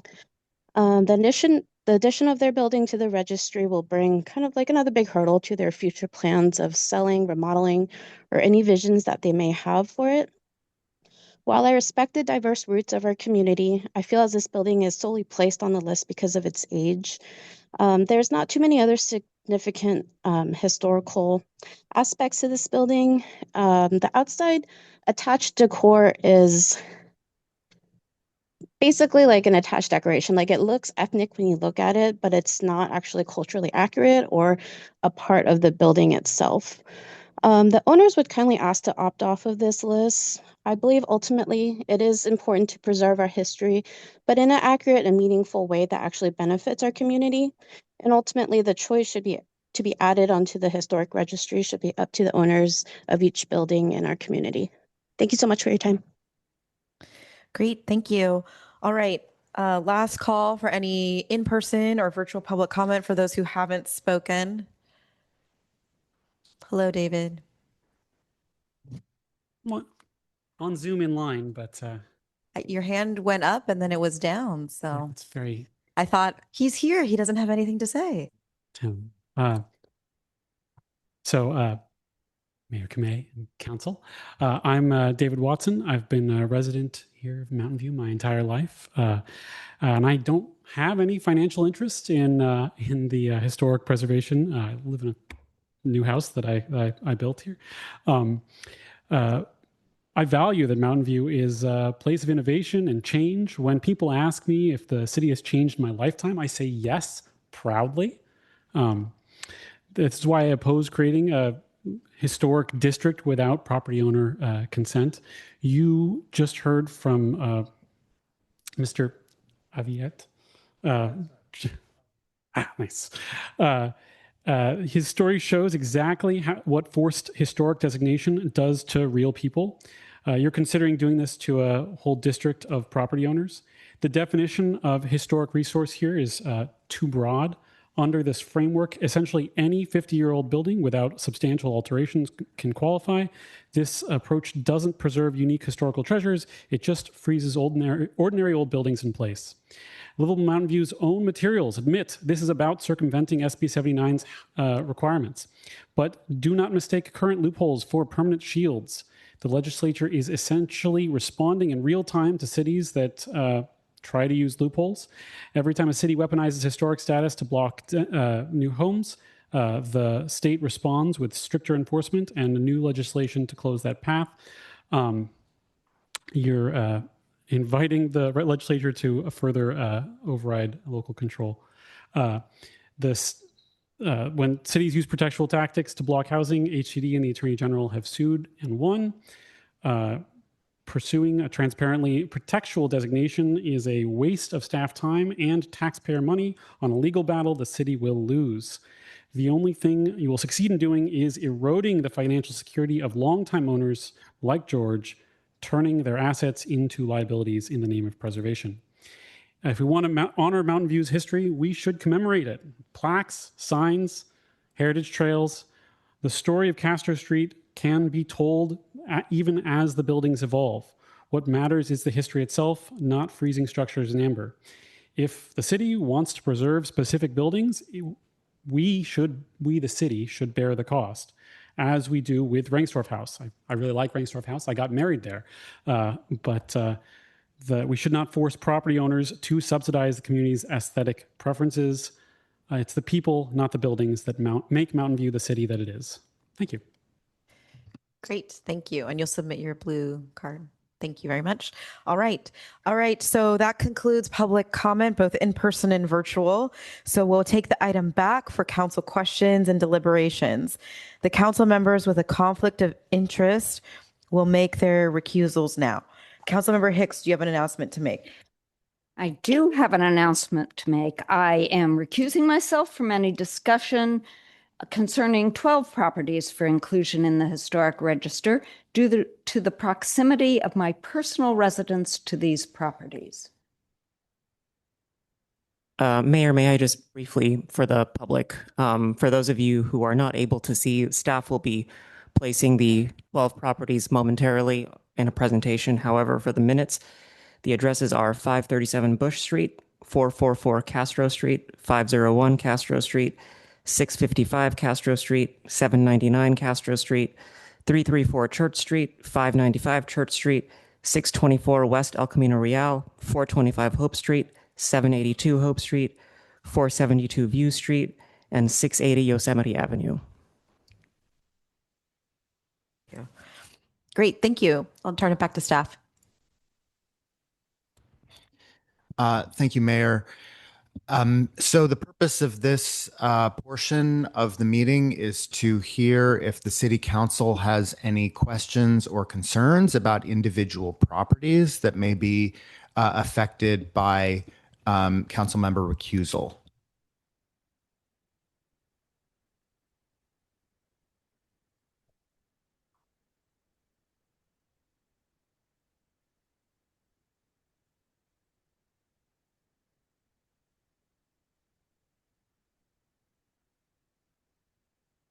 Councilmember McAllister. For Castro. It was an albatross when it came up, so does that make it an historical site? There's a lot of people have long memories out here. What makes it a historical building, I believe, is its architecture, the fact that it is of a particular modernist style that isn't constructed anymore. We do have our consultants here that may be able to speak more about some of the details about why that property is included in this list. Okay. Are those consultants virtual or in person? They are in person. Okay, great. Would they like to approach the lectern, provide comment to Councilmember McAllister's question? Thank you. Hello, And if good you don't evening. mind, introducing. Thanks. Christina Dykes-Bropes from Page and Turnbull. I have the evaluation right here, so I'm going to take a quick look at it and refresh my memory on this particular property.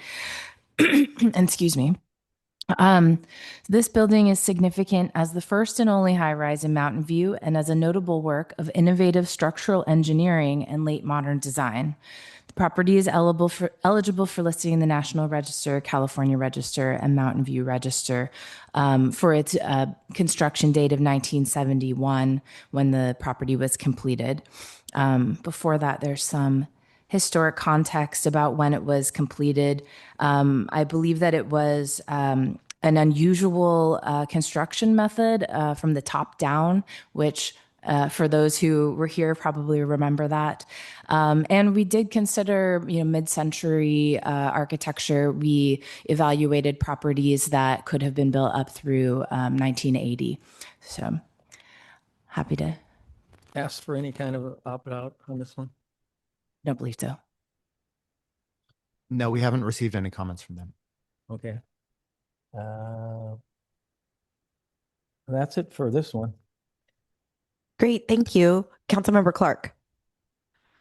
I just have a couple of broader questions as we consider these properties. So first, just confirming, nothing we're doing tonight is a final action. We're not formally adding anyone to the historic register tonight. This is just a preliminary list, and then there will be additional opportunities for members of the public to kind of challenge that list or the criteria that were not the criteria, the findings that the report had. So this is just a preliminary look at what might qualify under the work that's been done. Exactly. In addition, we're also checking in with council about whether the criteria are the right path. Right. And so the direction that we receive tonight from the city council could affect what properties are ultimately listed. But yes, you're right. No final decision tonight. Yeah, which could include if we wanted to have a broader discussion when all of our colleagues are back about listings more generally, whether there is an opt-out process or whether or some sort of Exactly. And then the second question is somewhat related, because there's the inclusion of some based on there's an proposed automatic inclusion of those on the California Register. My understanding, I originally heard that you can end up on the California Register even if you don't want to be. But then I did a little bit more research, and there's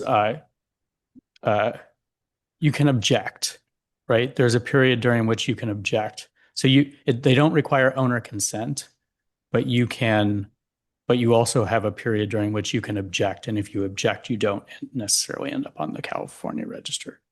My understanding, and perhaps our consultants can confirm, but my understanding is that if somebody other than the owner nominates you to the National Register, they will not list you over owner objection. If you are nominated to the California Register, they will not list you over owner objection. But if you are deemed eligible for the National Register, you are automatically included in the California Register over owner objection. So it's that one specific path of, is there a, go ahead. Yeah, please. Hi, I'm Stacy Kozakavich. I'm with Page and Turnbull. And the one clarification to the eligibility for the National Register leading to automatic listing on the California Register is that eligibility needs to be concurred with at the state level. And so it isn't just a finding by a consultant or a finding by a city. How this can happen is if a property is nominated to the National Register and the State Historical Resources Commission agrees with the finding of eligibility, but there is an owner objection, and so the property is not listed on the National Register. In that case, the property might be automatically listed on the California Register. Properties also which are reviewed under certain federal review processes, the Section 106 process, for example, which are then reviewed by the State Historic Preservation Officer, those properties can automatically be listed on the California Register through their finding of eligibility for the National Register through that federal review process. And in those cases, there is often very little notification of that eligibility. Okay. Is that okay? And then the prior council direction, since I wasn't here, my last question procedurally, there was some direction around not looking necessarily at residential and duplexes, but I think a colleague confirmed to me that was those already on the register, the prior register. I'm just trying to figure out what the prior direction around duplexes and residential was. Sure. So the only single family and duplex properties that we did look at were basically three categories. First, properties that were on the existing register, properties that had opted off but were found to be state or national eligible through a city commissioned study back in 2008, 2009. And then there were also some additional single family homes that had never been on the register that were found to be state or national eligible back in 2008, 2009. So those properties were included in this analysis because they were already known to be state or national eligible and would already be subject to review during under our current ordinance. The properties that had opted off but had not been determined to be state or national eligible in that 2008 study, the city council said, let them be, okay. but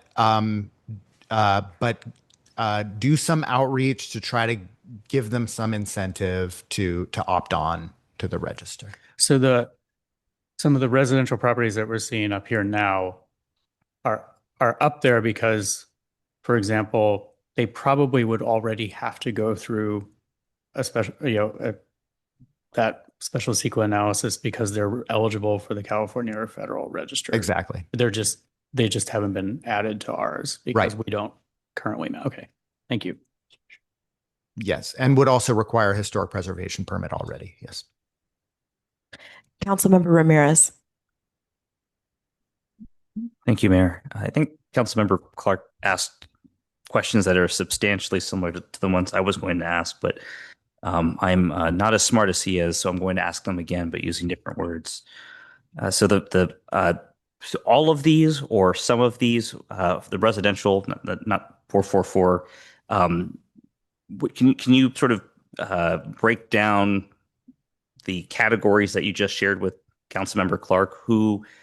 Which of these opted out? Which of these were never considered for placement in a local register? Can you help us sort of break down where each of these properties would fall?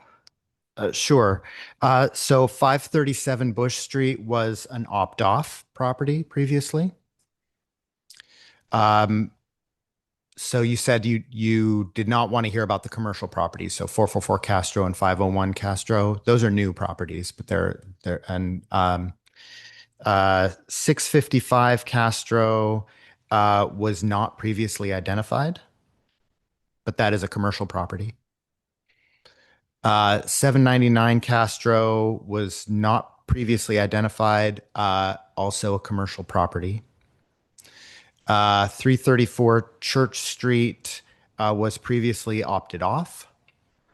595 Church Street is already on the register. That's the one with the very visible staircase, the Spanish style with the palm tree in front. 624 El Camino was not previously identified. That's a commercial property. 425 Hope Street is already on the register. 782 Hope Street is was not previously identified. 472 View Street was not previously identified. And 680 Yosemite is currently on the register. That's helpful. Thank you. And then you shared that, again, to clarify, all of these would need to go through some environmental review for substantial redevelopment. But for those that are not on the register, they still require a historical preservation permit for smaller scale work? Because they are, our current ordinance has language that says that if a property is determined eligible for state or national listing, a historic preservation permit is required. And so when we did this study back in 2008, we found a number of properties where the consultant had determined that they could be state or national eligible. And so subject to that study, had they come in for a permit, we would have required a historic preservation permit from that property. So moving forward, right, we know that they're eligible. Do all of these require historic preservation permits, whether or not we include them in this draft list? The single family homes, yes. But the commercial properties, not necessarily today, because they may not be state or national eligible. They would need some kind of development review permit, which would trigger CEQA. Okay. So for the single family homes, the residential, what's the functional distinction then for them between being in this draft list and if the council had, if we decided to keep them off the list?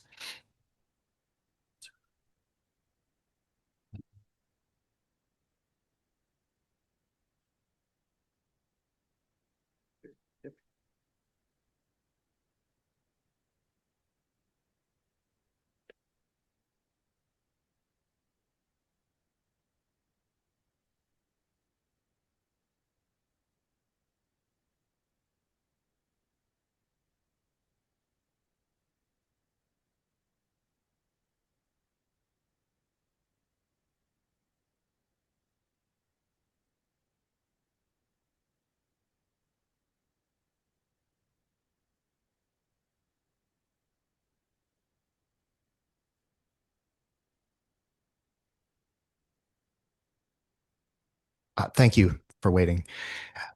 So currently we have one level of historic preservation permit. And if a property is deemed eligible for state or national listing, if they wanted to do an addition or even a minor modification, they would have to go to the city council for that. We are proposing that for these properties, we create a range of historic preservation permit processes that reflect the level of work that they want to do. And so if they do come in for minor modifications, that could be a very minor permit that wouldn't even need a public hearing. Or it could be, if they wanted to do major modifications, that could be a permit that could go to the ZA instead of the city council. Now, if they wanted to come in and request some kind of delisting or some kind of improvement that would demolish the site or rebuild something new, they would still have to go to the city council. But that would be a similar process even to what they would be required to do today. So I think that speaks to the proposed process changes contemplated for the new ordinance, but I'm not certain I captured the difference to a property owner between being in the local register and not being in the local register if they're state or national eligible? Is there a difference? For the properties that we are currently aware of, no. There's no difference. No. Okay. So Excuse me. Thank you. We're just going to continue with council questions and would just ask the audience that this is the listening portion of the meeting. We had the public comment. So you're welcome to email us again. Nothing we're doing today is final action. And thank you very much. Thank you, Mayor. Well, can I just clarify your question? Are you asking about the difference if we decide to list them or decide not to list them, or are you asking about the difference between today's conditions versus if we decide to list them? Let's see if I have a strong enough understanding of what we're doing to respond to your question. So I guess it would be so there are property owners clearly, right? I think we're hearing from property owners who are uncertain about the implications of the decisions that we're making. Not necessarily today, but we're providing direction, and we'll come back with an ordinance and some real regulations that may affect what they're able to do with their properties. And I think what I'm having trouble understanding is this decision right now has to do with the draft list of properties that we're putting together for the local register, right?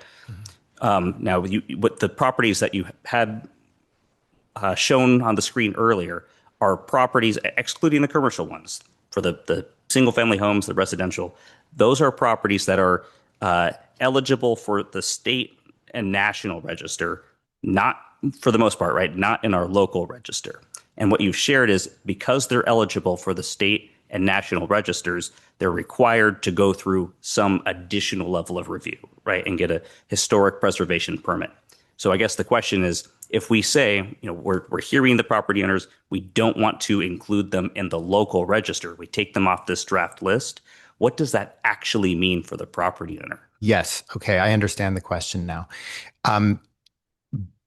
Single family homes, with our draft ordinance, if they are not on our register, single family homes would be subject to ministerial approval, and they would be allowed to do anything with their property under the R1 zone. If they are not listed, if the council that goes in the direction that we are recommending for our code, and the council directs us to not list those single family homes. So they would not be preserved. So it's advantageous to the property owners not to be included in this list. I am not making any statement about advantage or not. I am saying that if they are not listed, then, maybe Director Murdoch might want to say it a different way.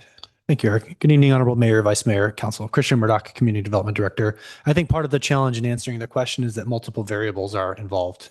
So to try to tease them out, as the planning manager noted a moment ago, for single-family residential properties typically zoned R1, most projects you would want to do, including demolition, are ministerial permits only, meaning they would not be subject to the city's historic preservation permit process, which currently is tied to, in part, either listing on the local register or state or national register eligibility, even if not listed. So for a single family project that would otherwise only have ministerial permits, under the current ordinance, state or national register eligibility is a determining factor of needing a historic preservation permit or being a local property listed in the Mountain View Register. What we're proposing is to change that dynamic away from including consideration of whether it's a state or national eligible property, so that we're focusing our historic preservation permit requirements on listed properties in the local register. And so I think to make that function properly, the staff's recommendation is let's list all of the properties we know have historic significance, right? Including those that are state or national register eligible. But fundamentally, that's a policy decision for the council. So as we're recommending for the new ordinance, if council decides not to list some or all of the properties that are state or national register eligible, I think the likelihood, if the ordinance is developed the way staff's thinking and recommending, they would not be subject to historic preservation permit requirement. Now, if some other requirement required a discretionary action by the city, as we've touched on, that state or national register eligibility would again become relevant for purposes of the California Environmental Quality Act. But that's a very unlikely scenario for these types of properties that are in the R1 zone and that would typically be subject to ministerial only review and approval. Last question, Mayor. Do we have to, can we finish the ordinance so everyone has a clear and accurate understanding of what the regulations would mean to them before we complete the list?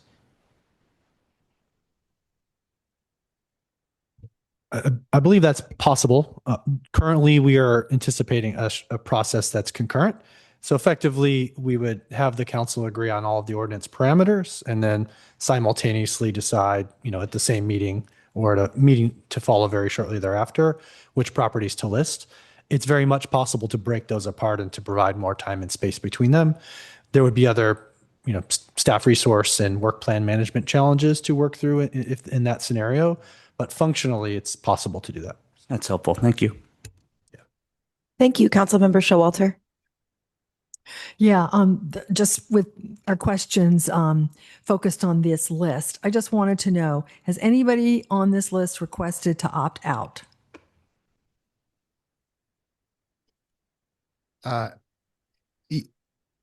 Yes, well, you've heard from 799 Castro, for example, tonight. There may have been other property owners on this list, on this particular slide, who you may have even heard from tonight. So yes, I don't know exactly which properties, but it's possible that you've heard from people on this slide, and that we've received public comment. And then the other thing is that basically all of these listings, they're related to architectural style and age. None of them are related to what's happened here. Is that correct? They are. There is a broad range of significance criteria. There are four major significance criteria, but they can apply in multiple ways to individual properties. And the definition of significant event can also be fairly broad. For example, it's not necessarily just the architecture for which these buildings are significant. I mean, for instance, I look at 624 El Camino Real, which is a garage that is currently being used as a gym. Great reuse of the property. I really appreciate that. Very, very inventive. But that garage wasn't where, Steve Jobs created Apple or, some other thing like that happened. It was just a garage, right? Yes, I believe that one is mostly for its architecture. I'm confirming from Page and Turnbull. Thank you. There are for some downtown sites, for example, the significance is being kind of a critical part of the growth of downtown. Yeah. And that's the significant event that happened there. Not necessarily that, some major invention was created there or some document was signed there, for example. It's kind of how they were part of the community. Exactly. Thank you. Vice Mayor Ramos. Thank you, Mayor. This is more of a general question, and it's similar to the nature of Councilmember Clark's and Councilmember Ramirez's questions, except as Councilmember Ramirez mentioned, I have more difficulty understanding a lot of this than they do at this point. So in terms of breaking down the delisting process, can you go over as some of the public commenters mentioned, they wanted to already delist land, but they couldn't because we were going. Yes, because one of the property owners says is like his property's like there, and he's like, I want to delist. How do I delist? And you said you couldn't until we started. So at what point?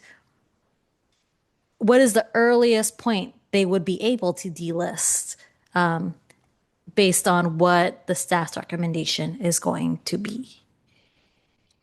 I will just say, council member, that this does sound like a general question that council member Hicks may want. That's what I was trying to ask, if it was specific to these individual sites or not. Okay. Because right now we're talking about these individual sites on this slide, and then Councilmember Hicks will come back, and we have other council members that need to recuse themselves so that we can talk about those items, and then we're going to have a general overall opportunity for people to ask questions about general things, which. That's why I was trying to ask you if it's about a specific property here. Okay. Are we supposed to be making a decision about this now without those general questions, though? The process as outlined tonight was that because of recusals, we need to go portion by portion through all of the implications of what we're doing. So in addition to Councilmember Hicks, we have Councilmember Clark and Councilmember McAllister, who all separately need to recuse. So we're only on one of three that we have, and so the process will continue. So if we do not have any further questions on this slide per se, we may want to continue on the recusal process and save some of those questions for our general opportunity to ask. Looking to staff. Is that right? And we do have a slide that will get us back after the property discussions to the criteria, and that's a good time to talk about, how much of that do you need to be significant enough? Is it just design? Should it be design plus some other character? correct? So this is all the question portion. So does anyone have any further questions on this slide to individual sites? I have a question. Okay, so there's other people in the queue. So before we get to you, Councilmember Clark, do you have more about this site? Yeah, it's okay. Thank you. It's whether any of these properties listed on the slide are not currently, in our opinion, eligible for the state and federal registers.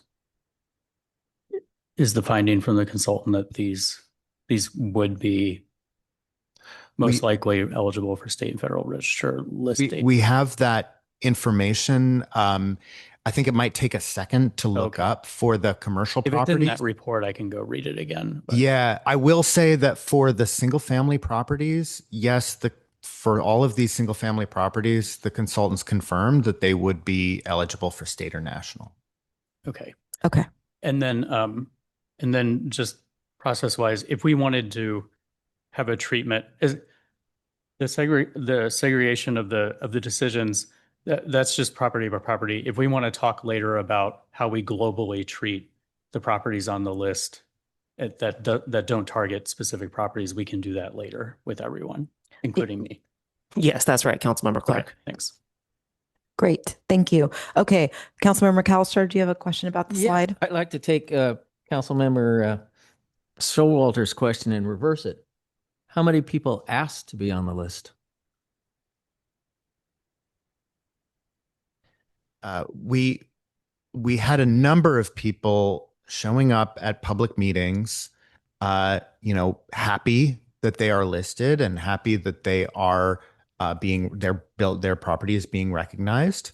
I don't know that they necessarily asked to be on the list, but we have a number of people who we have interacted with that are happy to be on the list. Okay, how many people up here asked to be on the list? Oh, I don't have that information. We may we may be able to do some research from our public outreach to be able to answer that question about these 12 properties, but that would take some time. Okay, thank you. Okay, great. Councilmember Showalter, did you want to ask your question? I just wondered when we were going to make comments about what's on this list. Are we going to get to do that specifically to say we think they should continue on the list or we don't? On our Councilmember Showalter, now is the time for comments related to these specific properties. I think that I would like to see 444 Castro and 624 El Camino removed. I do not concur that they have historic value, and we should give their owners any extra restrictions.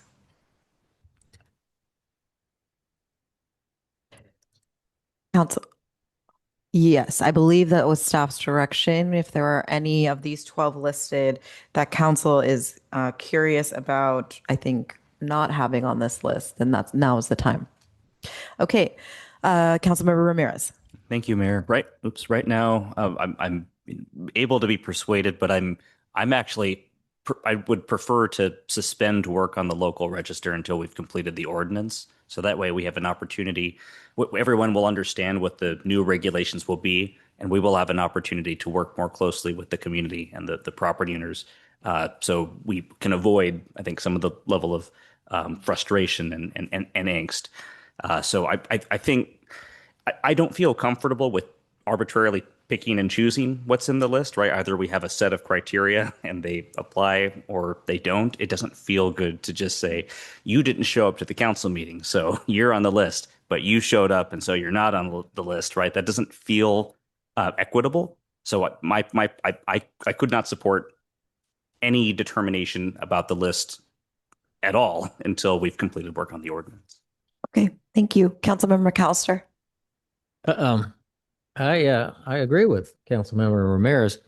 That it is, I mean, this is a whole big pie of confusion. But just for the sake that I got the mic, any of the commercials, Castro Street, the BMO Bank, and the garage don't qualify to me.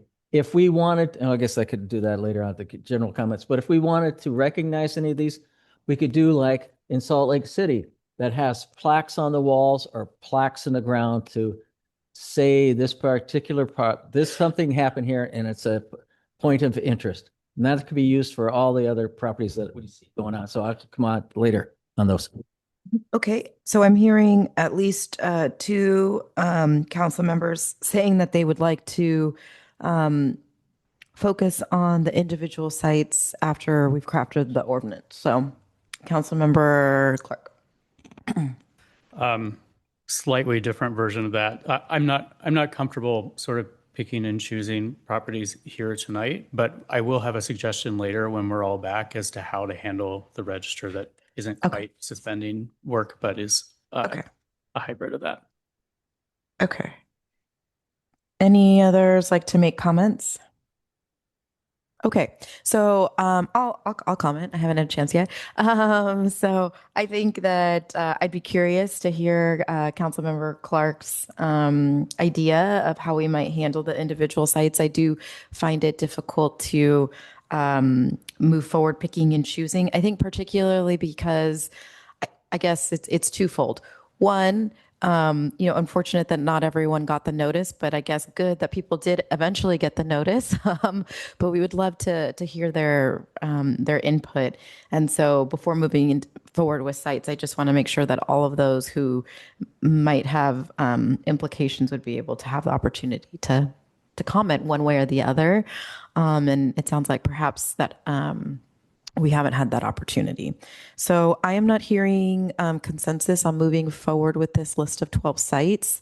So if staff is okay, perhaps we can move forward and hear the general recommendation maybe on how we might be able to handle this. Maybe I can do a quick straw poll or something. Mayor, just so I understand, you would not like to continue with segmentation because those individual properties will not be discussed?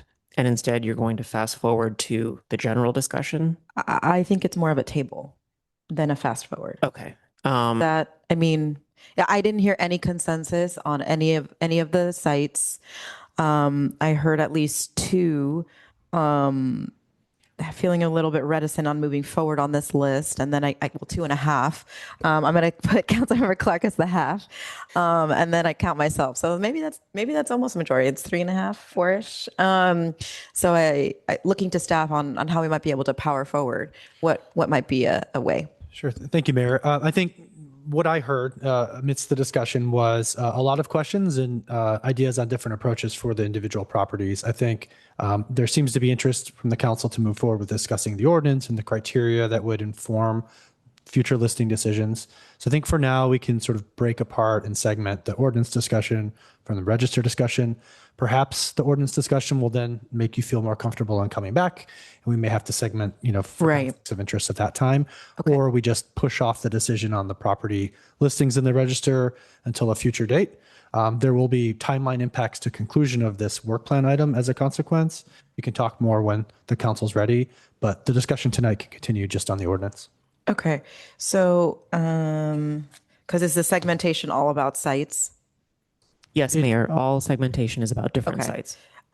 So then, are council members comfortable with that? So then that would mean we would bring Councilmember Hicks back. We would not have recusal of Councilmember Clark or McAllister, and we would go into our more general discussion on questions about ordinance criteria. I think if the conversation moves to talking about sites, then maybe that's when we would have the segmentation of recusal, and we would circle back towards the end before summarizing the general recommendation of where we'd like to go so the public is clear about the next steps. Does that sound like an accurate summary? Okay. All right. So City Attorney McCarthy.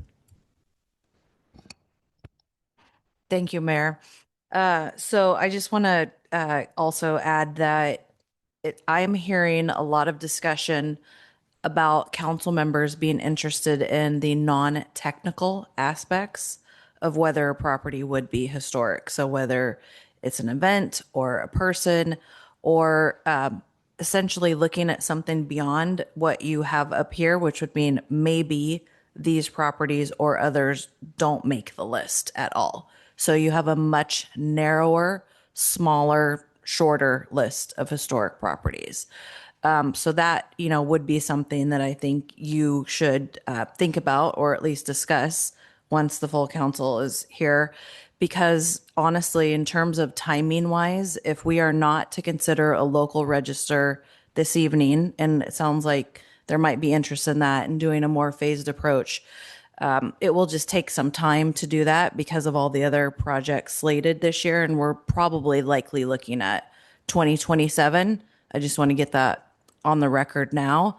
And then if council is interested in narrowing the list and not having a lot of properties on the list now, it would just be good to get that feedback tonight.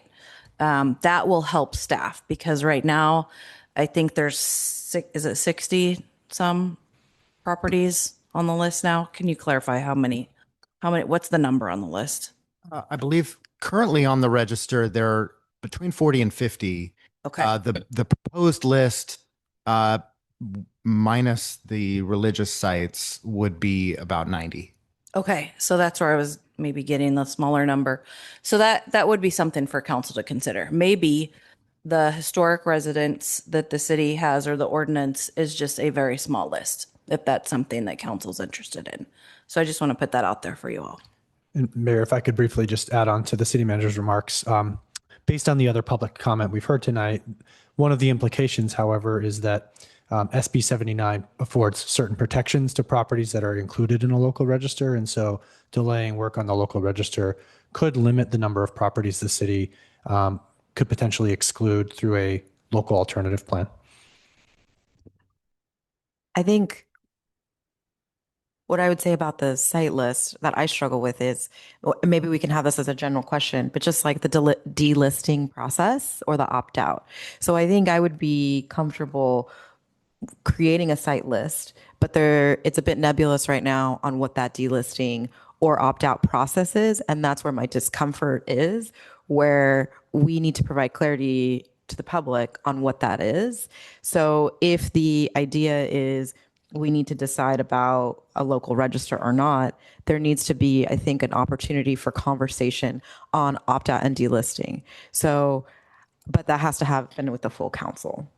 So perhaps looking to our city attorney, we can have that conversation and then maybe try to circle back and do recusals? I mean, It seems to me, Mayor, that what you're suggesting is that Councilmember Hicks return to the dais, and based on how your conversation unfolds, you can then decide if you would like to revisit the list or provide direction to staff to draft a new list based on your discussion. Yeah. Does that sound okay? I know you had your hand up, Councilmember Showalter.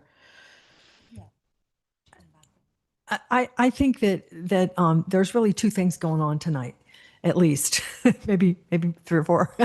but one is we're looking at the update to this historic ordinance, and then the other is that we're dealing with how do we meet the requirements for SB 79 and what an alternative plan might be. And having things on the local register is one of the ways you can, one of the steps toward that. So I think I would really like to understand better how we can tease out an area for the SB 79, whether it's as a historic district or an alternative plan. I personally am very, very interested in protecting the economic vitality and aesthetics of the downtown.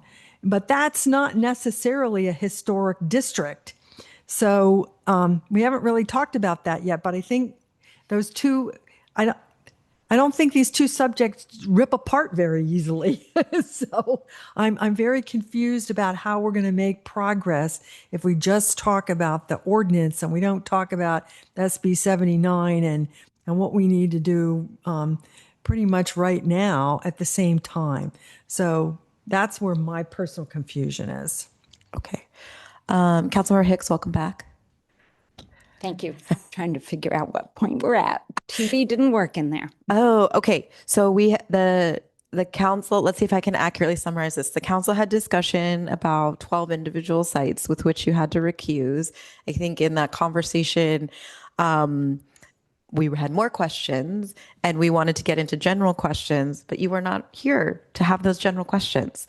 So I think what we're talking about is allowing this opportunity for the full council to ask questions. And then if we'd like to go into site specifics, then we can break into the individual recusals of the 3 council members who have implications of needing to recuse themselves. So does that sound right, colleagues? Is that good? Accurate? Okay. Nodding heads is good. Okay. So I don't know if you have any general questions that you'd like to start out with since we've been going for a little bit here. Give me a moment to refocus. Okay. Anyone else like to ask any questions generally? Councilmember Clark. Yeah, I have general questions. And just to frame everything, I'm very much comfortable with moving forward with a lot of the ordinance framework. I have some questions about that and maybe a few tweaks. But I think if we're comfortable kind of moving in that direction, then maybe we can circle back to the sites list and if we need to do recusals because we get into specifics, then that's fine. But the questions I had about the overall ordinance framework were there's kind of different sections. So in the so first of all, I know it might change tonight based on direction, but do we have a general sense of when the ordinance itself might come back to us for a first reading? Are we talking like Q1, Q2-ish next year, assuming we don't make major changes to it? Yeah, we're targeting Q2. Okay. And then part of actually what you're suggesting is because we're not adopting a site list tonight, we'll be able to, if we want to, consider owner sentiment as part of including or not including properties at the time that we adopt the formal list for the new register. Yes, absolutely. And the primary change that we are recommending is giving council the authority to allow individual property owners to opt off, giving council that that discretion, rather than giving a property owner the unlimited right to opt off. That makes sense. Okay. So most of my questions for the ordinance and the ordinance framework, there's a couple different sections. So one is the community nominated districts process, and I'm just personally confused around contributing versus non-contributing property owners and the proposed 50% threshold. So I think what would be really helpful for me is just to understand sort of the process flow for, let's say, a group of community members or property owners wants to nominate a district. Is the 50% threshold just contributing property owners? Can it be non-contributing property owners? And then does that change in the actual like petitioning and voting process? What's being proposed? So we actually talked about this a little bit with the consultants a while ago, and I think there is a cart before the horse issue where you really don't know what properties are contributing until you've had a chance to start analyzing and studying and creating that eligibility. So our proposed approach is to have 50% just be the threshold of properties that can apply. So the properties apply, they draw some lines on a map, and if 50% of the owners are included in that lines on the map, then it goes to the city council to decide whether the district is actually created. So the power is still 100% with the city council to define and adopt the district. But the nomination process, the process of actually applying for this designation would be through the 50% of property owners. I think I'm okay with that. I think the heart of my question is what happens between those 2 points. So let's say, I think some other jurisdictions you can do 50% of property owners can kind of nominate and draw some lines. And then those lines go to professionals to kind of validate what would be reasonable under the ordinance and the criteria. And then I think some jurisdictions then actually go to, then you don't have the cart before the horse, then they go to the contributing property owners to make sure that they meet the threshold, and then it goes to the city council to decide. Is that what you're envisioning, or are you kind of leaving out the contributing property owners and just saying that those contributing property owners can address this at the council meeting if they want or something? Yeah, so the latter. We are not proposing a second vote through this process. Property owners have the opportunity to petition council, and then it's ultimately up to the council's judgment to decide. But there would be some sort of validation phase where like someone who knows more than we do looks at those boundaries and says this is reasonable or this is unreasonable. Exactly. There would be a whole staff review process, a consultant review process to determine that the district itself meets eligibility criteria. Okay. And then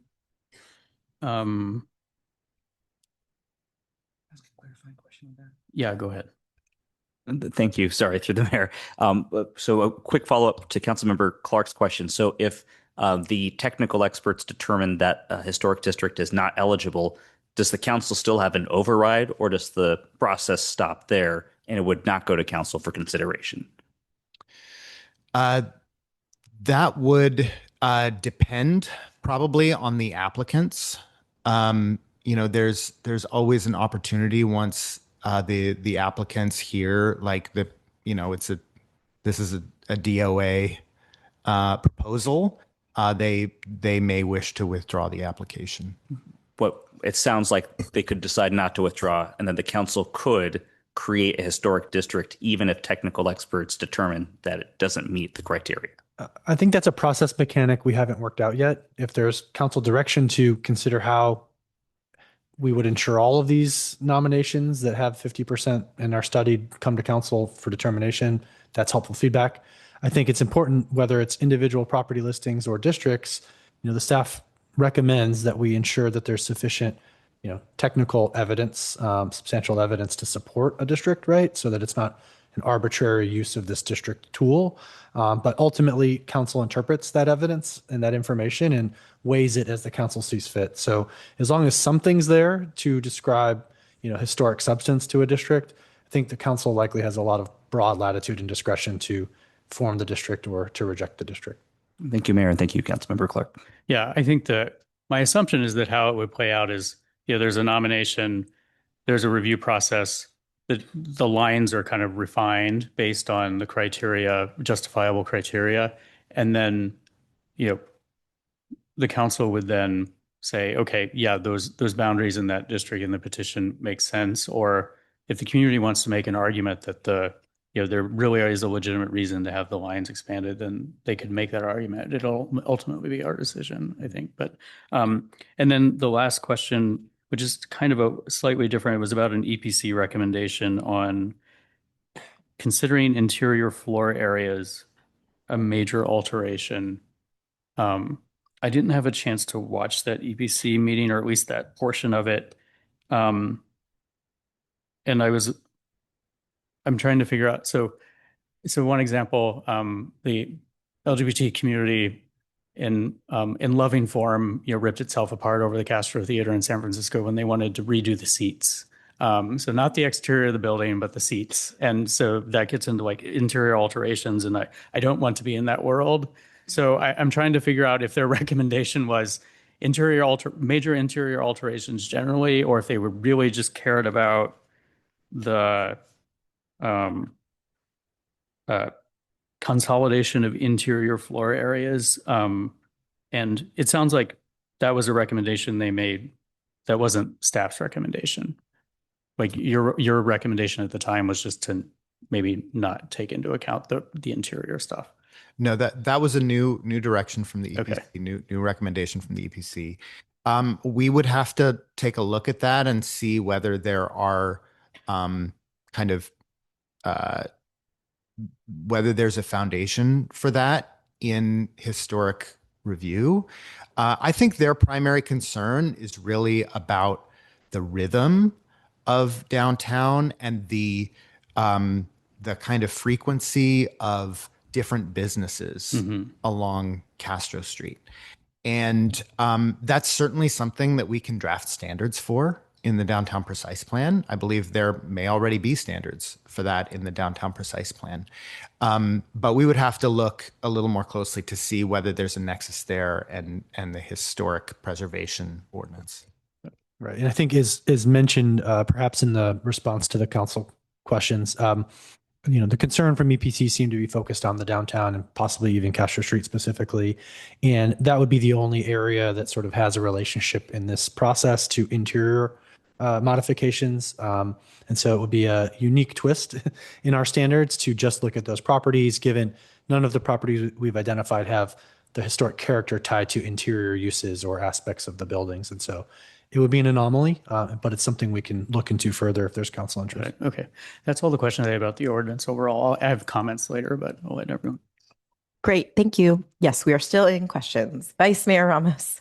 Thank you, Mayor. This is more of like trying to really grasp how this is actually getting done. So imagine I made smarter decisions in life and I own a historic property that I did not want to be listed on. And what happens now? Like they got hypothetically, the smarter version of me got the notice, and I wanted to delist. I understand I would not be able to delist until this whole thing is over, until we determine what the process to delist now is over. What would be the earliest time I would be able to delist? So I think the terminology here is important. And so there are different categories of properties. So let's try to sort them out. There are properties that are already on the list that are proposed to continue on the list. Okay. There is currently a delisting mechanism in the city's code. It's limiting, and it's tied to every 5 years from the date of their initial listing, right? The anniversary every 5 years. So those properties have a mechanism, however limited it is today. Okay. I think we're using the term generally about delisting for those properties that perhaps are not currently on the Mountain View register. Okay. They're on the list currently proposed to be added to the register as part of this process, and they're wanting to be removed from the list of consideration. Technically, it's not delisting in my opinion, but we're using that term loosely here. So I think what we've told the community is we're not in a position as staff to remove you from this list of consideration yet. That will be up to the council, including tonight's consideration and future action by council. If the criteria change and you ask us to scrub the list, for example, some properties may be removed. So there hasn't been a mechanism because those properties aren't listed. They've been identified for study and analysis and consideration by the council. And it's up to you at this point to tell us what to do with these properties. Okay. And also for clarification, in the attachment 2, where it has the Mountain View Register of Historic, you have off register and on register. So basically, if you are off register, you're essentially already delisted, but then you're under consideration to be put onto it. Is that correct? So a feature of our current ordinance is that even if you opted off the register, there are still aspects of your property that still require listing. There's a requirement that you meet with city staff prior to requesting demolition. There are CEQA obligations. There may be other aspects of the city code that require that we keep you on a list. You're just not on the register, even if you opted off. So that's what that opted off means. It's just the fact that we've kept track over time of all of the folks who have requested the opt off. So with the changes we're going to do, there will no longer be off register and on register. Is that? That's right. With the changes, it's just going to be clean. There will be just a Mountain View register, and that we will not need to keep track of off register for the purpose of the ordinance. We may need to hold on to some of these studies for the purpose of CEQA. So hypothetically, in my imagined scenario where I have a single family historic home that is not currently registered as historic, but I don't want it to be, then if I don't want it to be deemed historic, and presuming that it's also not national, actually, in this hypothetical situation, and I'm sorry, I'm doing hypothetical, but it's the only way I'm really understanding how it's like going. So in this hypothetical situation, it is eligible for state and national. Is that still a decision for the council to make, whether they're on whether my hypothetical single family home is on this property or on this list? Yeah. So again, presuming that the council follows the staff recommendation for how the ordinance would be structured, we are recommending that the council be the ultimate authority of whether a property is listed or not on the Mountain View Register.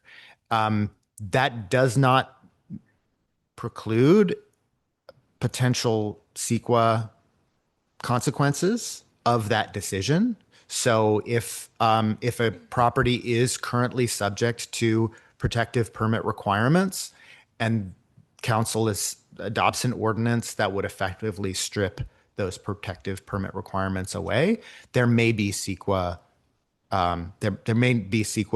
analysis that we might have to do prior to approval of that. Okay. So as we go through this process, and for some reason, I recall the concern that some of the council members had about, like, if you showed up here and said I don't want it, then and we go through the site inventory and we're like, okay, we'll just remove that. Somehow, I don't know, in my hypothetical property, I did not pay attention to my mail, did not know about this, and then suddenly we pass our thing, and then my hypothetical property is on there. Based on that, what is the first moment, essentially, I can actually say, I don't want this here, and what would be those next steps? Sure. Under our recommended ordinance, you would be able to apply for delisting. in all likelihood, that application would be associated with a specific request, like I want to modify my building in a way that would be inconsistent with the integrity, or I want to demolish it, or whatever. And then that application process would need to go to the city council. And if I could just briefly add, I think the main issue here on the listing, delisting question, right? Once a property's on the list is, does a property owner have unilateral ability to request delisting and to achieve delisting? Our ordinance currently provides them the ability to do that. It's limited, as I noted earlier, every 5 years. What we're suggesting is take away that unilateral option for property owners, require a process where the council is the ultimate decision maker in the delisting, to provide some balance, broader public input. Currently, it's a letter to the city. I've reviewed one already in the time I've worked in Mountain View and had no discretion. They filed the request timely and I approved it and it was removed from the list. So it's just figuring out the right balance as a public policy question for the council. And what kind of staff time are we taking into account in when someone wants to delist their property? I'm kind of scared that like becomes like another gatekeeper process where we lack the staff capacity to do it quickly enough. So what? I mean, I think much of that, the answer to that question hinges on the criteria and the circumstances under which council will allow those requests to be filed. If there doesn't need to be any reason and it can be filed at any time, there could be a large number, but ultimately we're only talking about 90 properties at this point, right? So it won't be a deluge, but there could be unexpected work for staff. It's very similar to other permitting processes, right? We don't know when people will want to file for a building permit or other zoning permit. So we don't have the ability to meter that work very well. But ultimately, it's not a very large number of properties if council proceeds with the register roughly along the lines that we've proposed. All right. Thank you. That's all my questions, Mayor. Thanks. Councilmember Hicks.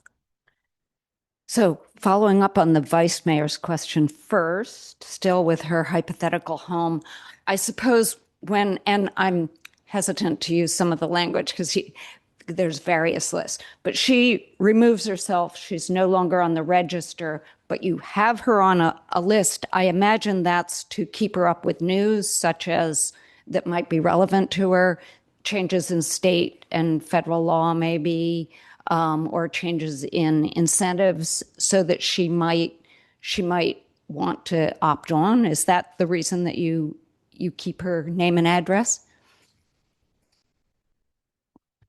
We haven't envisioned this as a continuing relationship with the property owners in quite that way.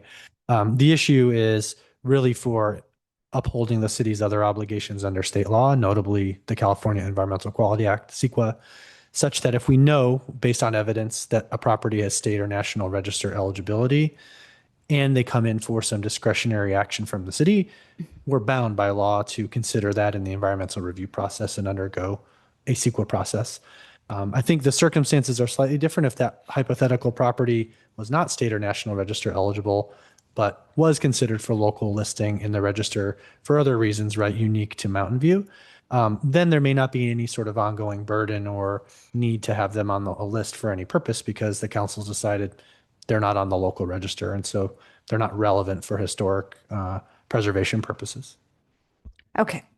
So my next question, I'm going to tease out a little bit more the question that Councilmember Showalter was asking.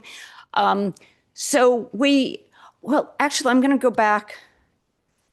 Yeah, I'm interested in the previous question I asked because unlike most of what we've heard tonight, we've gotten a lot of email from people who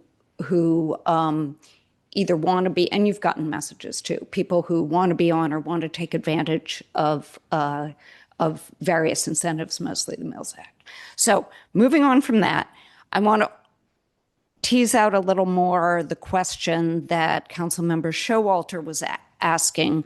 We've gotten a high volume of email from people who are concerned about the downtown.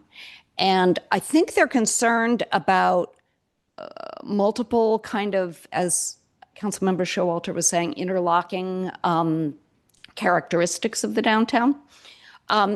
One is the placemaking and historic nature. Another is the the fact that it's the kind of the heart of one part of our economic vitality plan. So the fact that there's continuous public uses on the ground floor. And then a third thing is the design guidelines that are currently in the precise plan. Those are three things that I feel when I talk to them that people are concerned about. And there've been, so it's unclear to me how we, given new legislation like SB 79 and other legislation, how we preserve that collection of things. And maybe there are multiple tools, maybe a downtown district and an SB 79 alternative plan. And then there's our downtown precise plan. What mixture of tools do you think, because this could really, if we don't have public uses on the ground floor, it could really gut one of our main public places in town. So what of those three tools, what mixture of those do you think would work to preserve that important place? I think you hit on the relevant ones that are currently on my mind, Councilmember Hicks. I think what you also hit on is just the complexity of thinking through this SB 79 circumstance and why it's taking time for staff to prepare a thoughtful approach and options for council consideration. I think there's an understandable concern from the community about the impacts of SB 79 on the downtown in particular. And a local alternative approach is one option for the council to consider to try to restore some extent of local control. Now, I think in my mind, there are different variations of that. And thinking about how historic resource listing in a local register is one of the tools that can advance that planning. We need to be clear that there may already be other state laws, state density bonus law among them, where developers could use concessions potentially to reduce or eliminate ground floor commercial space. So it may already be a situation where we don't have the ability to always mandate. But what we can do is set clear requirements and plans and vision and urge developers to follow those and remove incentives to disregard those requirements. And so rebalancing through a local alternative plan could be one way to do that, with or without using historic resource listing as one of the mechanisms for the local alternative planning process. So am I understanding your answer to be, and I might not be understanding it, am I understanding that you're saying we may have to use multiple tools and kind of layer them and see where things go? I think so. I haven't read SB 79 in a little while for this purpose, but my recollection is there is reference to meeting other objective standards that are locally adopted. And it's not solely come in and build to the densities allowed in the law, and that's all you have to do. So having thoughtful planning, including an updated downtown precise plan or other relevant zoning standards, is a critical instrument as one of many layered tools, as you put it, to achieve the city's objectives. Okay. Just a couple, that was really my main question, but here's my other main question. I'm interested in streamlining, and I'm glad that that's a part of the staff recommendation, but I'm actually interested in more streamlining. How streamlined can we get with things like, I'm thinking of, I could name any number of types of properties, but let me say single family homes. So there has been talk at council in the past about homes and additions they're doing in the back that no one can see. I wish those had never come to council. Are there even, and I think they may not in the future, can we streamline even more, like things where you can do I want people to be able to do rear additions. That's super common. And in neighborhoods like those in Mountain View, single family neighborhoods, those are going to happen. Are there ways to streamline it to allow that and to allow an incentive like more discretion for ADUs? That's another thing that there's been some talk of in my community, that maybe instead of knocking down homes and putting up monster homes, it's easier to do an ADU if you're a historic property. Right. I think the council has discretion to be very, forward leaning or very aggressive in streamlining. I think we're envisioning doing that in large part through the exempt alterations definition. And so describing those types of projects that can be undertaken on properties that are on the register that by definition are not going to run afoul of the historic preservation objectives. And I think finding where that line is an interesting, space to explore with the community and with the council. I think it's important not to violate the integrity of the ordinance and the intent, right, which is to preserve those character defining features that are the essence of the historic structures. But getting up to that line without crossing it is where the council can streamline. From that point forward, where perhaps a character defining feature would be altered, the council also can set the level of review, right, from a public hearing at the zoning administrator or requiring council review. Those are different levels of effort, time, money for applicants that, arguably are different ways to streamline. So you're saying I or we should suggest some more exempt alterations if we want further streamlining. If you have key ideas, tonight would be a good night to hear them. I think we're not expecting to define those tonight. That's work that we'll do if the framework and the approaches is one that aligns with council. Okay, I think that is all. Well, I have one small question. What's the border for districts? Does it have to be on a street? Often there will be sometimes some of the more remarkable buildings, both commercial and housing, are on the corners of blocks. Can you draw a border that crosses streets and goes, picks all four corner, say, homes, if those four residents want to do it? How are you envisioning allowing and disallowing borders? Yeah, looking to our consultants for confirmation. I think there's a lot of discretion. I think being contiguous is probably a good principle, but including corners and crossing streets and what have you, it doesn't need to be split by a center line or anything like that. Okay, thank you. Great, thank you. Councilmember Ramirez. Thank you, Mayor. This is one of the most challenging topics I think we've covered in a long time. So I appreciate staff's patience and perseverance in responding to all of these questions. I wanted to ask about some things we haven't yet talked about. There are 5 properties that are ineligible, but 2 in particular that have Mills Act contracts that may not be justifiable, right? So I think the staff report characterized them potentially as a public subsidy for properties that for which there is no good public policy rationale, right, to enjoy a public subsidy. So I wanted to seek clarity on a staff response to one of the questions submitted in advance, and that has to do with the disclosure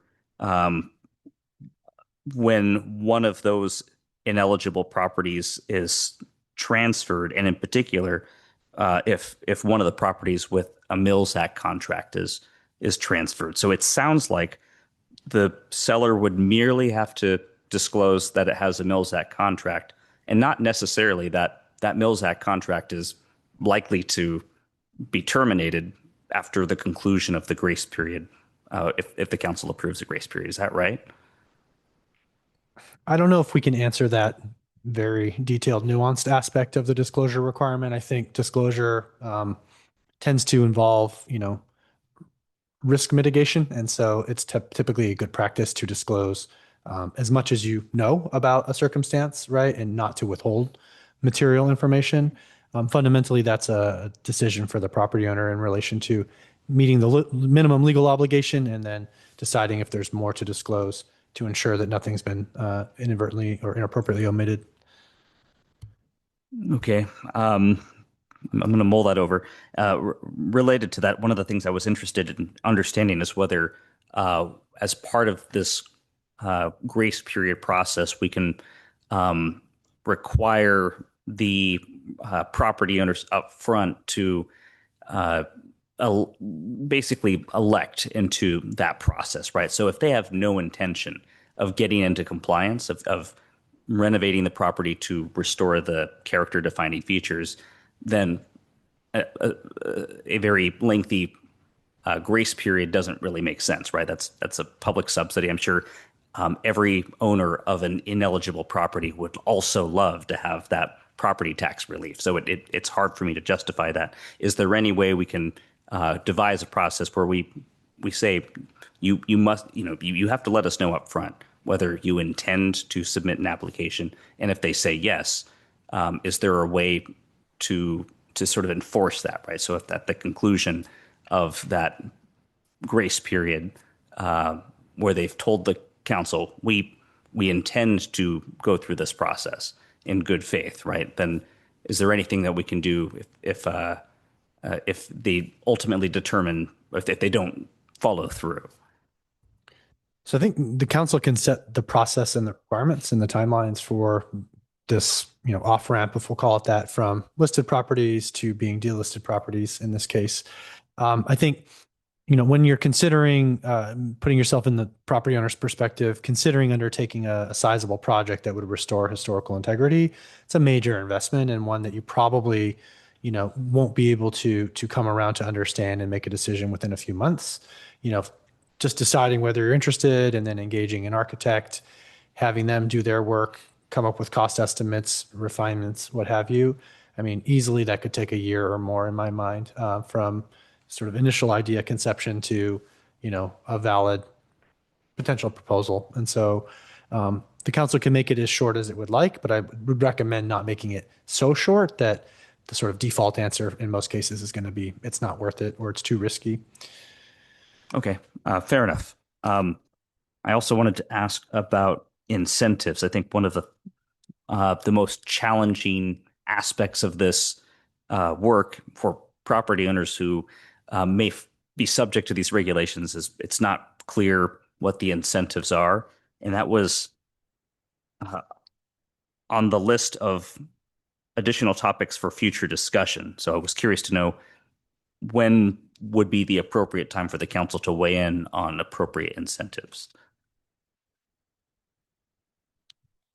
So we're not prepared at this time to give council something to respond to. However, we do anticipate that when we come back with the ordinance next year, that we will have a draft list with some analysis to support a council decision on that draft list.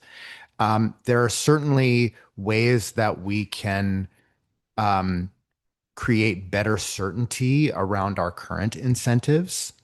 And I think that may be one low-hanging fruit that we can provide. And then certainly a lot of folks are really interested in those financial incentives, such as the Mills Act, and providing a little bit more education in the community about what that might entail and how that might benefit property owners. Okay. Thank you. And then last question is about process. So the staff presentation helpfully breaks out what I think are 4 discrete elements in the feedback that staff is seeking from the council tonight. Is it staff? But the recommendation is sort of, here are the 4 categories, but there isn't a language associated with that as we're accustomed to. It's staff recommendation is very helpful, right? I move to approve the staff recommendation, something along those lines. Is it staff's preference, just for clarity, that we make a motion for each one of those 4, or how would you like us to communicate this input effectively and with the clarity that you need to move forward? I think the EPC was a helpful model for this. They spoke generally about the topic. And then if there were additional comments about the topic, the general topic, so we have 4 topics that were presented to the city council. If they had additional comments that there was consensus on in the EPC, that direction was provided, rather than necessarily needing to focus on each individual recommendation within the topic if there's already broad agreement by the council with that individual piece of the puzzle. Okay, thank you. Councilmember McAllister. Yeah, I'm going to go on procedure, and I wish you'd stuck with the one thing that you mentioned earlier. So my question is, and we've talked about, is the SB 79, which is we haven't heard about too much. And people here, they say there's this July deadline. Do you feel comfortable that something's going to have to come off the table if you're going to be jumping on the SB 79. Can you accomplish a goal of getting SB 79 back to recommendation to council on a historical downtown, which a lot of people feel are very important in this timeline? So I think the simple answer is no on a historic district. That will require a great deal of additional time beyond July 1st, even if we were to start tomorrow. I think what's relevant in my mind for SB 79 to this discussion tonight is the addition to the register of specific properties that could then serve as a basis for a local alternative plan to remove them from the SB 79 development potential. I think one of the issues we need to research related to the district versus property approach is the language used in SB 79 when it's talking about historic resources that can be exempted through a local alternative plan. The law says historic resource, and I think it's clear that that would apply to an individual property that's on the register. It's not immediately clear whether that would also include a historic district as an example. And so there's further legal research we need to do on that point to understand if that's a district is even a mechanism that's relevant for purposes of SB 79. If it isn't, then it's irrelevant to the July 1st deadline anyways. I think just as we're trying to help the council from the staff perspective navigate tonight, it would be helpful at minimum to get some direction on properties in the downtown as it relates to potential future inclusion in the register so that we are teed up and able to give that action for council to take, in the second quarter of next year so that that can be in place if and when we do a local alternative process. Could we potentially say, and this is what I like to see us do, could we potentially finish the ordinance, defer the properties for whatever time it takes, and allow you to concentrate on some properties on downtown to help get that ball rolling for the historic district? Would that be something that would still accomplish the ordinance, still sort of get us, able to get the business owners or property owners to think about SB 79?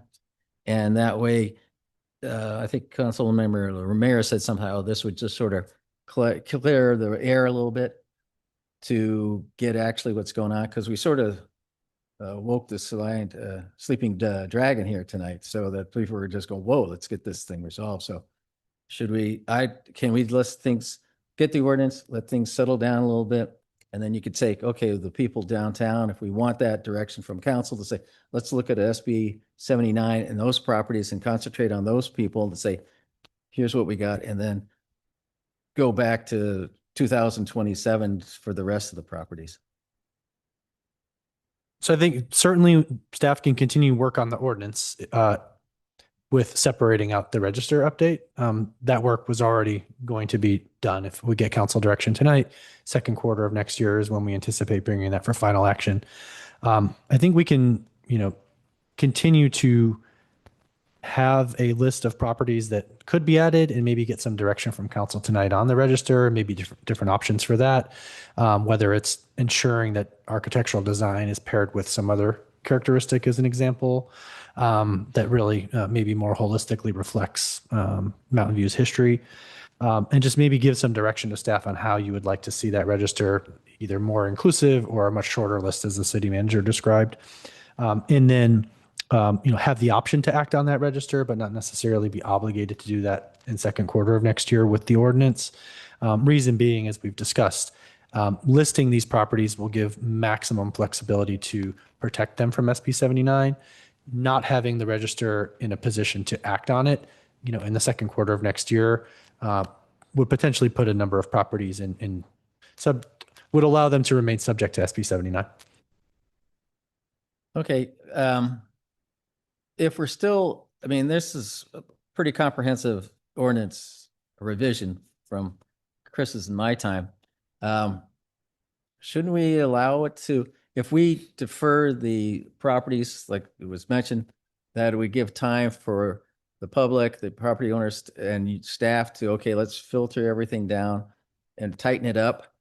And will it then the question is, will that be coming back to council after you, and you're saying that would be the second quarter of 26? Correct. And would it be a detriment for those property owners potentially that if we do defer putting the list on there, that it would put them in limbo for a while? Or what would, and those who want to come forward and do something, but otherwise the other people could keep it as status quo until we got it buttoned up? So I think what you would see happen is the properties that are on the Mountain View register today would remain on the register, subject to the existing every 5-year delisting opportunity. New properties would not be added until council takes action on the register update, either in second quarter of 2026 or at some later date in 2027 if council wanted further work on the register. I think that does potentially leave property owners in limbo as to whether they will or will not be delisted. The other factor here, right, is what is that delisting process? If the council adds them in second quarter of 2026, under what circumstances can they pursue removal from the register? So there are a number of important considerations. It's weighing the longer process to allow the dust to settle and for property owners to understand the process versus getting more properties on the register to potentially protect them from SB 79 redevelopment. That's a fundamental policy question for the council. Staff can support, either approach just on different timelines. Okay, thank you. Okay, great. Thank you. All right. So my questions, a couple different things. So for just to highlight once again, because hopefully we'll get to a place where we're going to be moving on a recommendation. So process. So the next steps in this process is we're going to have some sort of recommendation to staff, and that something for council action will come back in Q2 of 2026. Correct. Okay. So, and we're at this point able to provide, feedback between now and then. So I just wanted to ask the question. So when this item comes back to us in Q2 of 2026, the religious sites will be removed from the recommendation. Correct. Okay, great. All right, just all these clarifying questions. All right, next is there was discussion of a historic district. However, my understanding is that we do not have that designation yet. Correct. All right. So if we want to have a historic historic district designation, would we need to ask staff to do that? Would that be a separate work plan item? So the process would be, tonight you would provide direction to us to create in the ordinance a procedure to create a historic district and criteria for historic district. And then at that point, once that's adopted, council could direct staff to actually craft a specific district of your choice, or a neighborhood could come in and apply for a district. Okay. Because I wonder, I asked that question because I guess there's two ways we could do it. One, think of all the different places we deem historic in downtown and give you addresses, or we could maybe direct staff to take steps to create a historic district, and then staff could come back and, per our direction, and be able to, council can say in Q2 of 2026 how we feel about that. I guess chicken egg, right? I don't know. Or Mayor, if the council includes an opportunity for property owners to petition for a district, the third option is to just wait until organically 50% or more of the property owners define a district and propose that to the city. Okay. All right. Just wanted to put that out there for colleagues. All right. And then a question about the sites. So we had we may or may not have an opportunity to talk about sites tonight. I was curious if we could keep the sites that are currently on the list, but allow for those that are listed as potential sites to have now until this comes back to council to provide their input on whether or not they want to, I'm just going to call it, be included or not, because I think that might help council make that decision and not have it feel like there's any information missing, can we move forward? Like, could we move forward with staff recommendation, keep the sites, but also use this as an educational and communication opportunity between now and next year to have that? Or are we wedded to, we need to decide the site list tonight? No, you don't need to decide the site list tonight. I think what we're looking for tonight is a discussion of criteria and process. And so if council directs us to say, well, these types of sites, take another look. Or if council directs us to say, hey, we really want to prioritize property owner sentiment, go out and find more information about property owner sentiment. Okay. That's the type of direction that we are looking for from council tonight. And we'll come back with a recommended register if council's looking for that, with a recommended register in Q2. Okay. Yeah, So I think just is a process issue, right? Since a lot of this is process driven, I think the recusals maybe complicated the narrative by overly focusing the council on specific properties. Really think of this as 100 properties. We have them available to discuss if council wants to understand how these criteria are operating on the properties and why they've been identified for listing. The intent in this is not to hyper focus on individual property decisions so much as the planning manager said, agree on criteria and understand how those criteria translate to individual properties so you feel comfortable that moving forward, as we're periodically updating the register, these criteria are functioning the way the council wants. Okay, so maybe as a way to move forward, rather than doing the recusals, we can talk about if colleagues are interested in moving forward with a site list and then coming up with criteria for when this comes back in Q2 2026, right? Okay, all right, where's my other? Okay, and a last question about disclosures. So my understanding is that typically when, or how about this? When purchasing a commercial property, is there typically a disclosure related to if it is historic or not?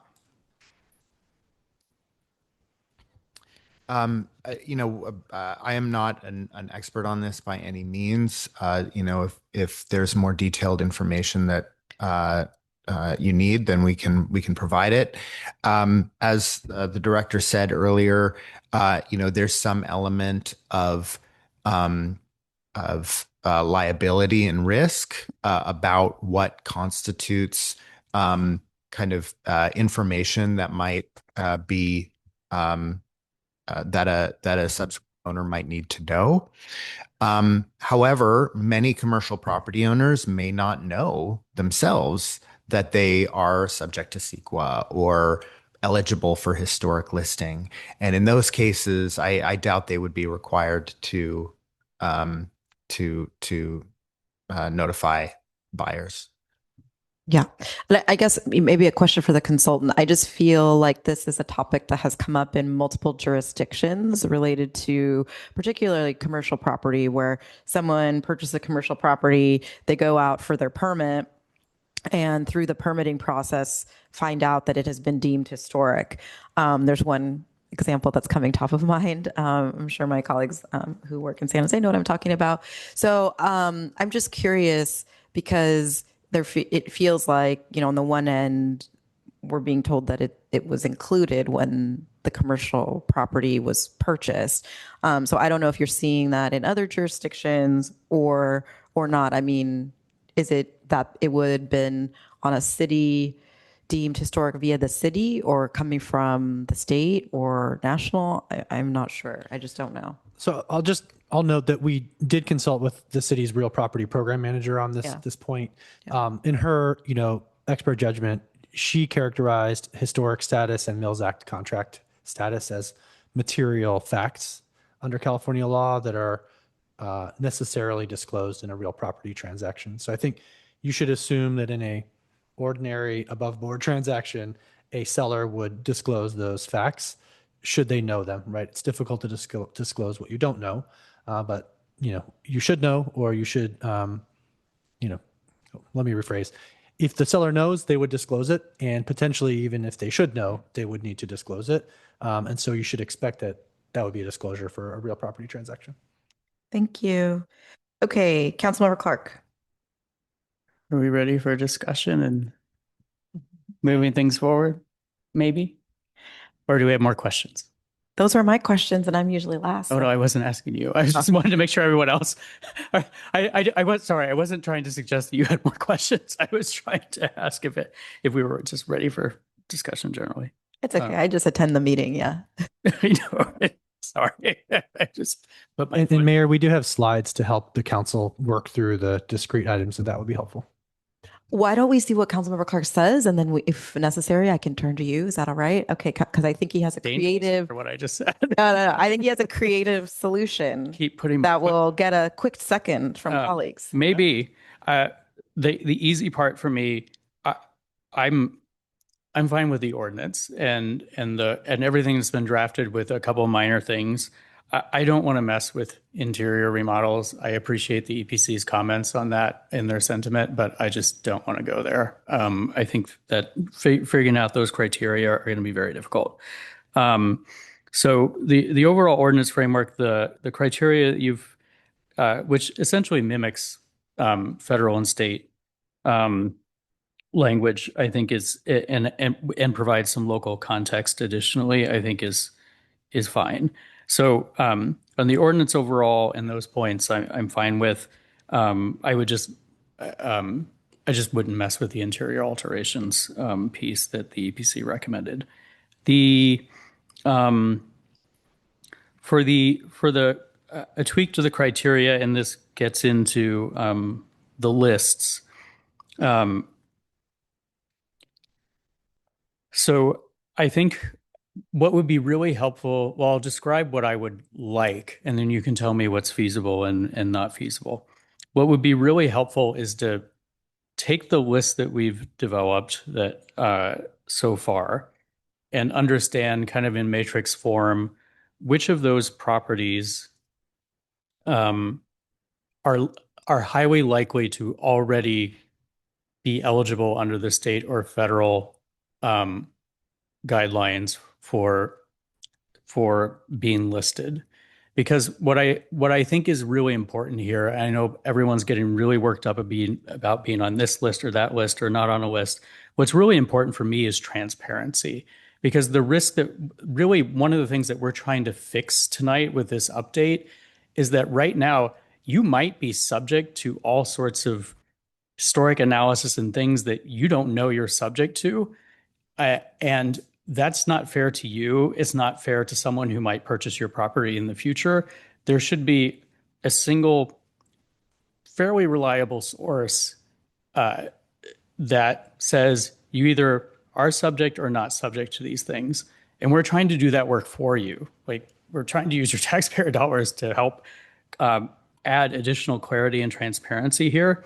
So I think understanding the list of take the existing list that we have, understanding which of those properties would be highly likely to be eligible for listing under the federal or state registries today. And then the tweak that the community development director suggested of the design criteria alone don't really, that some of the controversy that came up tonight was just, if someone just is under the design criteria alone, I think design criteria needs to be paired with one of the other three. So a person, an event, or information potential. So I'm not saying remove anyone from the draft list, but in that matrix, understanding who's most likely already eligible to be registered and would probably have to go through CEQA, whether they like it or not, whether they're on a list or not. Two would be which of these were design only additions, and then which of those likely qualify for one of the other three. Because in my mind, I'm thinking about we're probably going to weed out some of the ones that just meet the design group. There might be a few exceptions, I don't know. But knowing that would be really helpful. And then between... I've done that. Yeah. It's already been done. It's just not in a nice matrix. So it's that 200-something page report that I didn't have time to go through and pick out everything. So knowing that, and then And then between now and when this comes back to us, if we can send a notice to those, send another notice to those folks, or I'm open to any process that you suggest. But what would be helpful for me to know is if anyone out there who's on this potential list disagrees with those findings of criteria, or they just don't want to be on the list for whatever reason, and they want to submit a short letter explaining that, so we can take owner sentiment into account at that meeting, that would be helpful too. So, and what I'm trying to avoid here is tweaking the criteria or tweaking the list in a way where it's going to add 3 or 6 months because we have to go back and kind of redo everything, because there is kind of the ticking clock of SB 79 here too. So I'm trying to work with the original list that we have today and not kind of reinvent the wheel, but understanding the context and the criteria of other things that might help us narrow down the list, and also take owner sentiment into account when we get to that point. So I covered the matrix. For those, I think most people who are concerned about SB 79 and know this, but we are moving very quickly on that. I just want to point out that our very first meeting in January is our ceremonial meeting where we reorganize. But the meeting immediately after that, a week or two after that, is the study session on the impacts of SB 79 on all of this. So we are moving pretty quickly on that. I just want to make sure folks understood or knew the date and the timeline as to when we're next discussing that. And then we talked about pairing the architectural piece. But all of this, I realize this is asking a lot, but ideally we would adopt the ordinance in at least an initial list prior to January 1st. And if for some reason staff needs more time, we can't do all the filtering that we want to do, maybe there's a path forward where we preliminarily adopt a list, but then have some sort of I don't want to call it an opt-out period, but like a period where we can accept that information that I talked about, the owner sentiment information, and then we could consider that later. That way we have an adopted list going into July 1, but we also, I guess it depends on what your timing allows. But I think that's everything. Does that make sense? Or is that feasible or doable, or am I not pairing architectural design with other things correctly? Like, what would help? Yeah. Thank you, Councilmember Clark. I feel like I understand the proposal, and I think our ability to break down based on the different criteria, right, already recognized as state and national register eligible, not state and national register eligible, but identified as locally important. And for these reasons, here are design only, here are design plus one or more other characteristics. We can certainly come up with that matrix to support the council's decision making and weighing sort of the different level of burden, if you will, or I guess richness is maybe another way to think of the local listings. And we can certainly do another notice that has a ready-made feedback opportunity, whether it's a half sheet that they can just cut off and check a few boxes and send back to us, or a QR code that they can readily send an email to give us in the council a better gauge of owner sentiment on this subject. And also there's some additional, I think, certainty at this point, even though we haven't adopted the ordinance. After tonight, we'll kind of know which direction that's heading, and any interested property owners will understand sort of what their new, including rights to streamlined historic permit features that didn't exist before. It might be part of that too. So maybe some of that could be included, or just a link to kind of we may not have a draft ordinance at that point, but just some information about it. Right. I think the timing will be important to your point. What I heard from a number of the public commenters was lack of clarity, uncertainty about what this really means. What are the incentives? What's the process? What's the burden? So I think timing this outreach or this mailer to the property owners with a point in time when we have something like, or actually a draft ordinance, maybe as a lead up to the EPC, consideration of the draft ordinance might be a relevant time point. Okay. And then just the last two brief comments. Councilmember Hicks had mentioned, I mean, if there are suggestions for further ways of streamlining things in the ordinance, I'm very open to those ideas. When I say I'm fine with the ordinance as is, I'm open to other tweaks to it too, if those come up. But yeah, overall, I think that at least from my perspective, might be a good path forward. So we're at least moving the ordinance forward.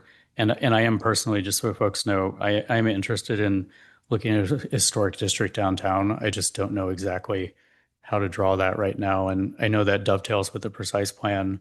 And then I will be one of the people lobbying our state lawmakers to hopefully extend that deadline for those who are working in good faith to try and do something before July 1, but who I think will most likely need additional time, but are working in good faith. So those are my comments. Oh, I thought I was going to get a motion. No? Okay. Okay. Councilmember Ramirez. Thank you, Mayor. So I appreciate Councilmember Clark's efforts to try and find a compromise on the sites issue. My preference would be for the council to provide direction on the ordinance, and then after that, maybe everyone will have a little bit more clarity, but at least about the direction that the ordinance is likely to go, and then we can deliberate sites at the high level that Councilmember Clark was providing. I still remain uncomfortable with providing direction on sites because I think the direction we're likely to go is picking and choosing, right? Not necessarily adhering to any consistently applied criteria. And I just could not support that. But I am going to make an attempt at a motion that addresses everything else and leaves the sites discussion or the register discussion for afterwards. So I will move to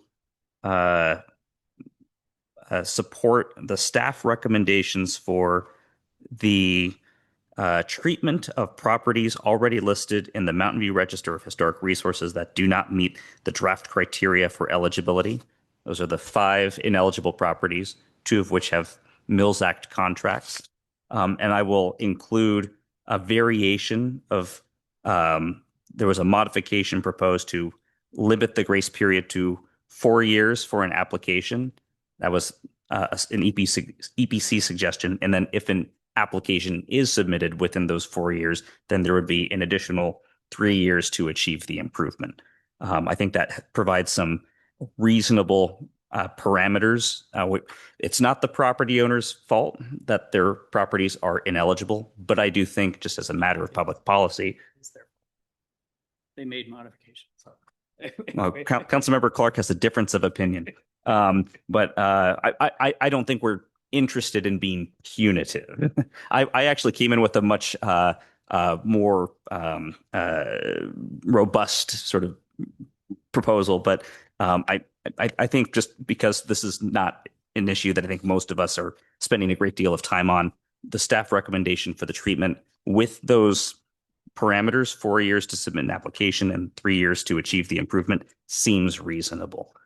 So that would be the first part of the motion. The second part would be to support the staff recommendations for updates to the development review process for historic resources. Again, I think those are reasonable and they achieve the council's goal of making it easier for most types of improvements. A property owner would not have to go to council the way that several property owners recently have had to go to council for very minor modifications. From what I understand, the only time a property owner would have to go to council is for delisting, right? So demolition. The rest of the modifications would be addressed either at the staff level or at the ZA level. And I think that's reasonable. There were some council suggestions for further streamlining. We didn't hear any, so I'm not proposing any, but I would love to hear what members of the council suggest for specific adjustments. But the staff recommendation is in the motion so far. And then the last part is the staff recommendations for process updates related to nominations, listing, and delisting of historic resources. And the only adjustment I would make is, while I think I generally support the staff recommendations, I would request that staff return to the council with some additional options for the historic district approval process. I think it sounds like staff is still thinking through that. Personally, I would not be comfortable with a council override in the event that a technical expert determined that a proposed historic district didn't meet criteria. That doesn't feel like good public policy to me. So thinking through that process, I'm also uncomfortable with the notion that there may not be robust community engagement for every property owner within the boundaries. So I would love for staff to think through, how do we make sure that there's ample noticing and participation from everyone who would be impacted by the establishing of a district. So it's the staff recommendation for process updates related to nominations, listing, and delisting of historic resources, but with the recommendation or request that staff provide multiple options to the council for the establishing of a historic district. So that's the motion on the floor. Councilmember Hicks. I think that's the motion I would have made, but I have somebody's making a face at me. I'm shocked. Wasn't that you? At me? So we'll just proceed. Okay. So, but I'm wondering, the thing I was unclear on, two things. One is the providing options, was it for a district process in general or for a downtown district specifically? The staff recommendation, I think, is broader, right? So I don't want to speak for staff. It sounds like if a dozen property owners who own property in Mauna Loma determine we are a historic district, they could submit an application. Okay. So I think the parameters that staff are returning to council with are citywide. They're not geographically. So yours was a possible districting process is what you'd like them to come back with. I would prefer that we exempt single family homes and just stick with the historic core. But I didn't incorporate that into the motion because no one brought it up. If there are suggestions for modifying the motion, part of the reason why I wanted to make the motion was so that way I can do my best to try and incorporate recommendations from the council. If we want to say the historic district process only can be done in the downtown area, I would support that personally if a majority of the council supports that. Okay, no, I would rather allow people, since this is largely what we're coming up with is a voluntary ordinance. I would like, if, we already have a set of Eichlers who they have some type of overlay, I forget what it's called, but basically to recognize, keep their Eichlers the way they are. And so, yeah, I would prefer, since it's a largely voluntary ordinance, I would like if people volunteer to, 7 contiguous homes to continue to, make them historic. I would like to give them the option to do that. 7 strikes me as small. But I think this is where staff's anyway, yeah, be helpful. So a districting process is what you were saying in general. I'm just trying to clarify and make sure. And then you're saying you're also open regarding the bullet point updates to the development review process for historic resources. You said you're open to making them more lenient. Do you want us to say how tonight or? I think that would be helpful for staff, but I don't want to speak for staff. Yeah. Yeah. I mean, my only two are particularly, it's front facades that I'm most concerned about. So any suggestions you would have for allowing rear additions with a little, certainly no insides, rear additions, and maybe things that show show to some degree from the front, but they don't alter the front facade, which is a fairly common thing to do, to go up 2 stories in the back. So anything that around in that area that you can think of. And then I would also like a process that is easier for ADUs, for single family homes, because that are historic.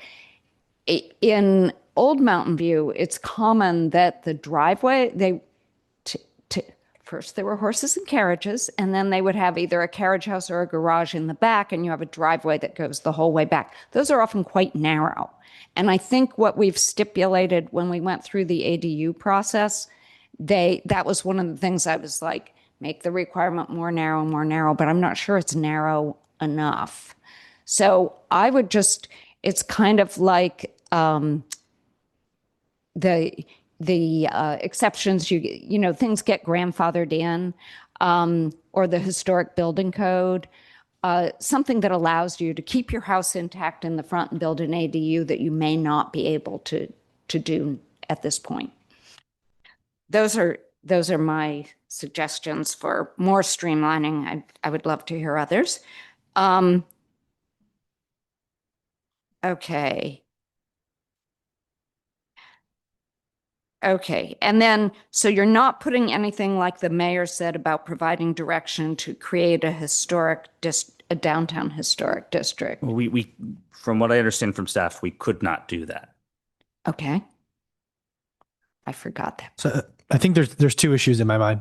One, we don't have any criteria or process for the establishment of a district. And so I think working on the ordinance and understanding what those are so that this district formation process in the downtown could follow that. The second piece is just work planning and timing and resource management. It will take time, beyond July 1st, certainly, to even put that together. Assuming the ordinance is adopted by council in second quarter, you can imagine several months, if not, 6 months or more, to form a district. And then okay. I think there may be a different process for the downtown than for homes, but maybe you can tell us that.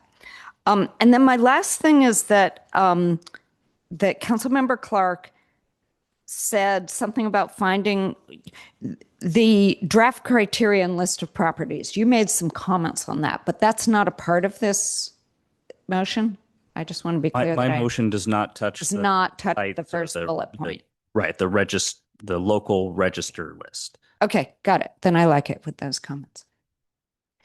Sorry, Mayor, just to clarify, so that Councilmember Hicks suggested 2 additional streamlining elements.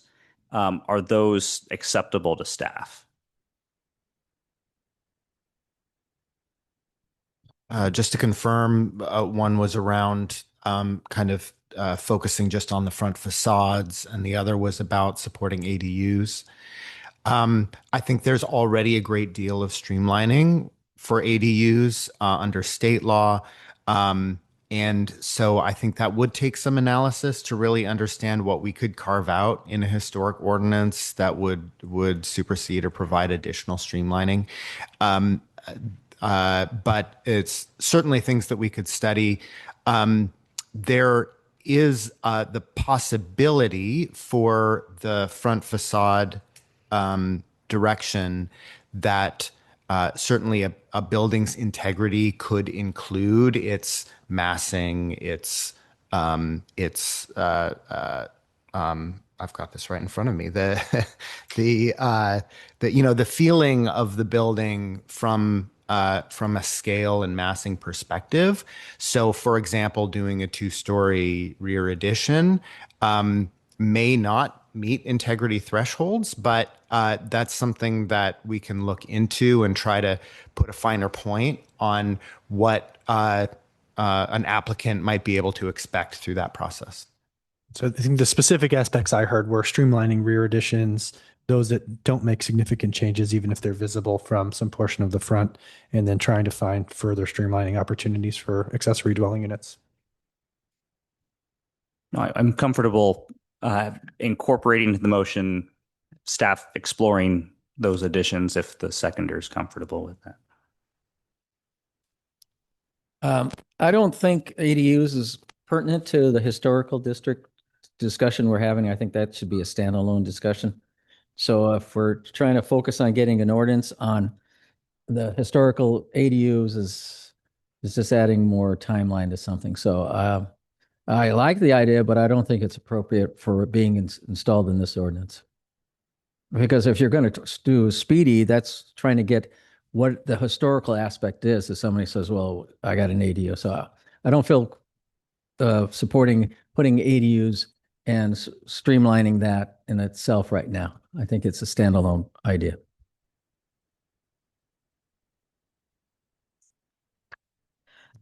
Okay, I'm going to proceed through the comments and then we can go back and we can clarify the motion as more people comment, if that's okay, Councilmember Ramirez. Okay, great. Councilmember Showalter. Okay, so I want to go back to, I think basically it's attachment 2, the existing Mountain View Register. And Councilmember Clark, as I understand it, had basically the concept that we would add 2 more columns to this attachment.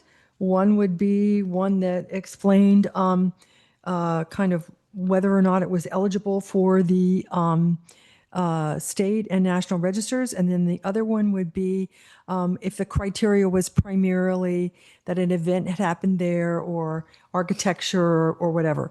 Is that correct, sir? I think it's more like 3 columns. One is likely eligible for state registry, likely eligible for federal, because it could be one of. Oh, that could be fine. Well, anyway, and then that's then the third would be if it was we're talking about the proposed list of properties. If it was proposed solely because of design, right. I want to know. I basically want to know which would qualify for more, that both design plus any of the others, so that we know which ones are just design and if we want to tweak those. Well, I think we're talking about the same thing. I think we Great. are. Yeah. Okay. So I personally think that would be very useful from a clarity point of view. And I think it would be really useful for moving this process forward. But you don't want to include it at this time, Councilmember Ramirez? Not in this motion, but there could be more than one motion. There could be more than one motion. Okay. Well, I really think that it's a vital component of the process. So I wouldn't be able to support this unless we had the understanding we were going to have a second motion. I really think we need to add this too. Thank you, Vice Mayor. Thank you, Mayor. I'm okay with, should this motion pass, to make a second moment to so that we could understand that with the sites. I think that would be it would help with the transparency. As we take it back, it's really interesting with this process. I feel like a round peg in a square hole trying to navigate through it. So going back to almost like the beginning, and as we determine this historic preservation ordinance and the process and the sites, I believe when we first started giving direction to it, at least during my time on council, which is more recently than most, but there was talk about having clarity first. So like that's like the overall goal, so that people understand like what's on this register, why is it on this register, and what does that mean for the register. So those are like the clear things. I was very fortunate to serve on the historic the historical association before I was on council, and I remember having long and good discussions with Nick Perry, and he talked about when the list was initially created, and it was unsatisfying. Like he really felt it was unsatisfying, and because of it's not necessarily that the work itself, but there were criterias that weren't clear. There were mismatched criteria at times. There were cases where there were homes that were on the register, and then right next to it that looked identical was not, kind of thing. And so that's why we casted a broad net. And that's why we're starting to get these by clear criteria. Like we wanted This is why we paid professionals to look through pretty much everything and say, based on this criteria, this is historic. And now we kind of have that list now. And now it's up to us to determine, like, looking at it, is this as a historic resource a community resource? And we will, as we go by site, eventually we will eventually narrow it down. So that's why there was an initial wide net, and we're really sorry that a lot of homeowners felt blindsided or shocked when they suddenly saw themselves on this list. And it's really just so that, one, we can get rid of the two lists. But like, because we had this historic register, we're like on register, and off register, which no one understood. And so we narrow things down to what actually matters. Another factor in these discussions, as obviously we've heard, was the impacts of SB 79, and I am a strong supporter of SB 79, and I was quoted because we can create alternative plans to mitigate what we wanted to actually save about our downtown, what we actually wanted to plan about our downtown. And I know that many members of the community thought that plan was a historic designation district. And I don't think that's actually the tool we are looking for to do that kind of save.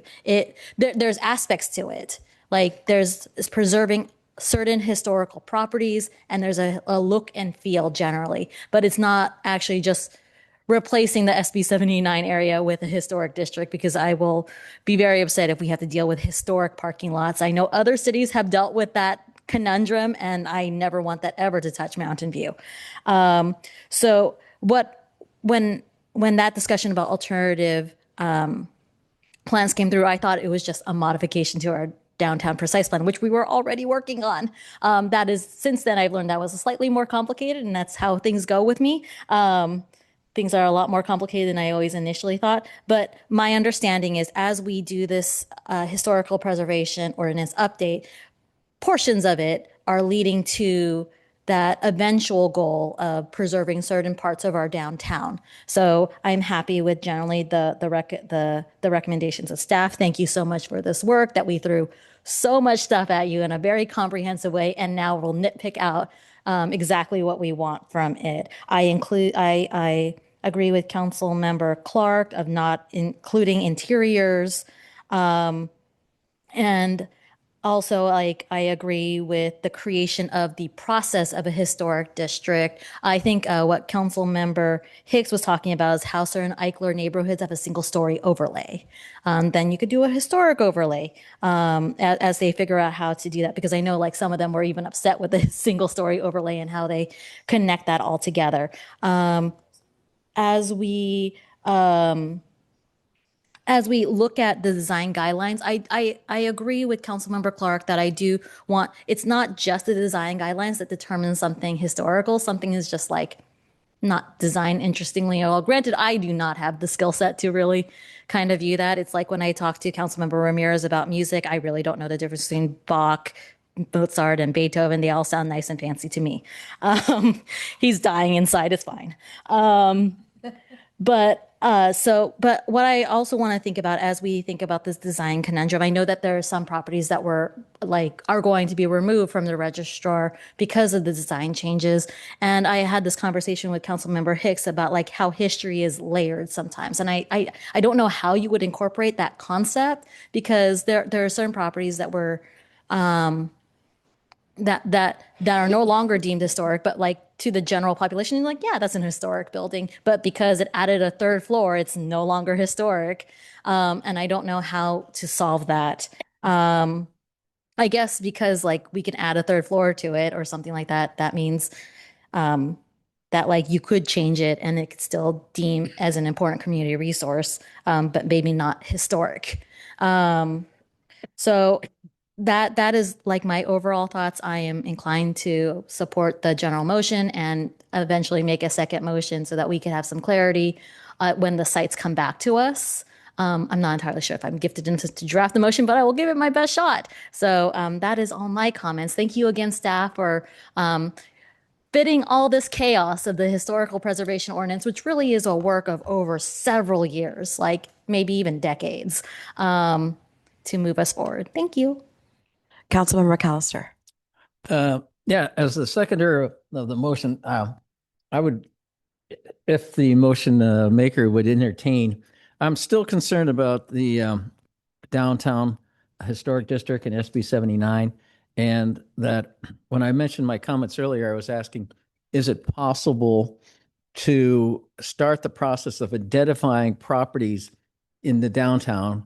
If you're going through the list, but just spend time on identifying the properties downtown, talking to people that are downtown, and at least getting that started so that when you do come along, the consequences, what are exactly the consequences if we don't get SB 79, that property is identified or an area? I mean, could we identify properties without having to say an area? And that sort of gets the ball rolling. I think related to SB 79, there are a number of important considerations. I think just to sort of fact check quickly, I think there may be a perception that, you know, without SB 79, the downtown's safe, and with SB 79, you know, everything's going to be destroyed. It's not quite the case. There's already a lot of development potential in the downtown precise plan, even along Castro Street. So I think it's helpful to frame the way that the council is considering a local alternative and whether or not a historic district is a mechanism that's relevant to this discussion. In my mind, anyways, we're probably thinking about just sort of keeping the development capacity at what it already is today. The historic component of SB 79, where it allows you to exempt it, would allow you to take away all of that SB 79 development potential. And in some communities, maybe only, you know, 1 or 2 units could be built on a site. And that's why they want to use the historic mechanism to basically strip out all of the SB 79 development. We already have, you know, 30, 40, 50% of that intensity potentially of SB 79 already baked into the downtown precise plan in many areas. And so it's not an all or nothing proposition, I think is important to keep in mind. And the historic district or individual property designations as historic resources is really best understood in my mind in that all or nothing conversation.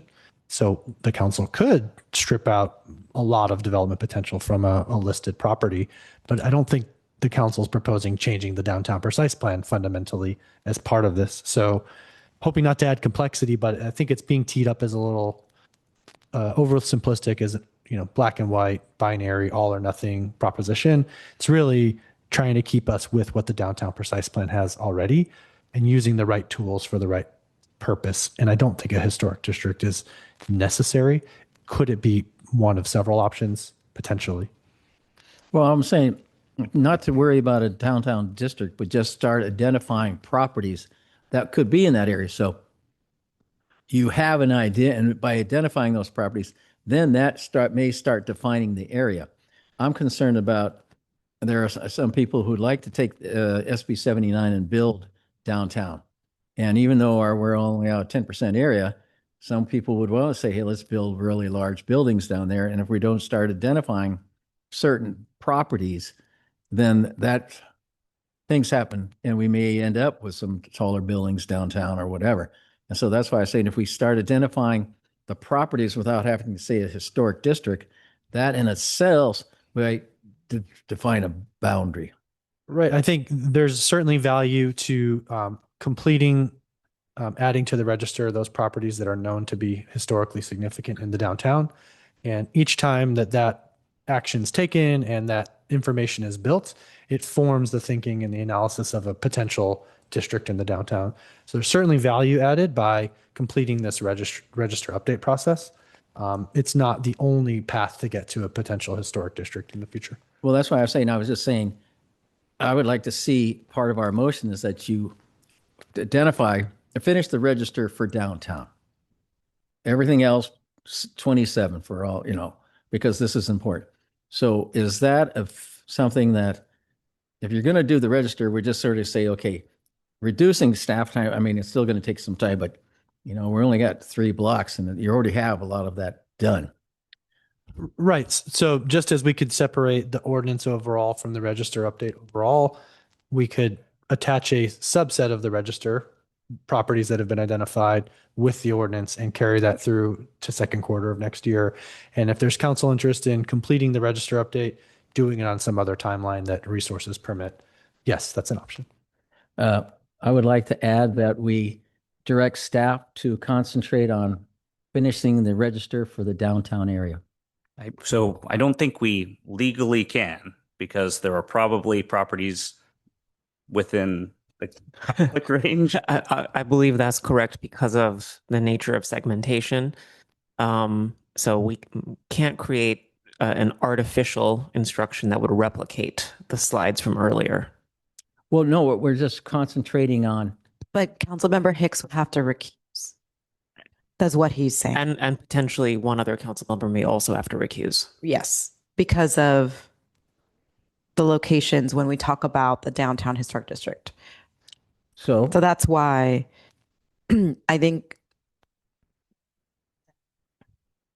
So is that something that the straw vote would say, have those people recuse themselves and bring back if people are interested in just completing the register for downtown? I'm looking at the city attorney. How about this?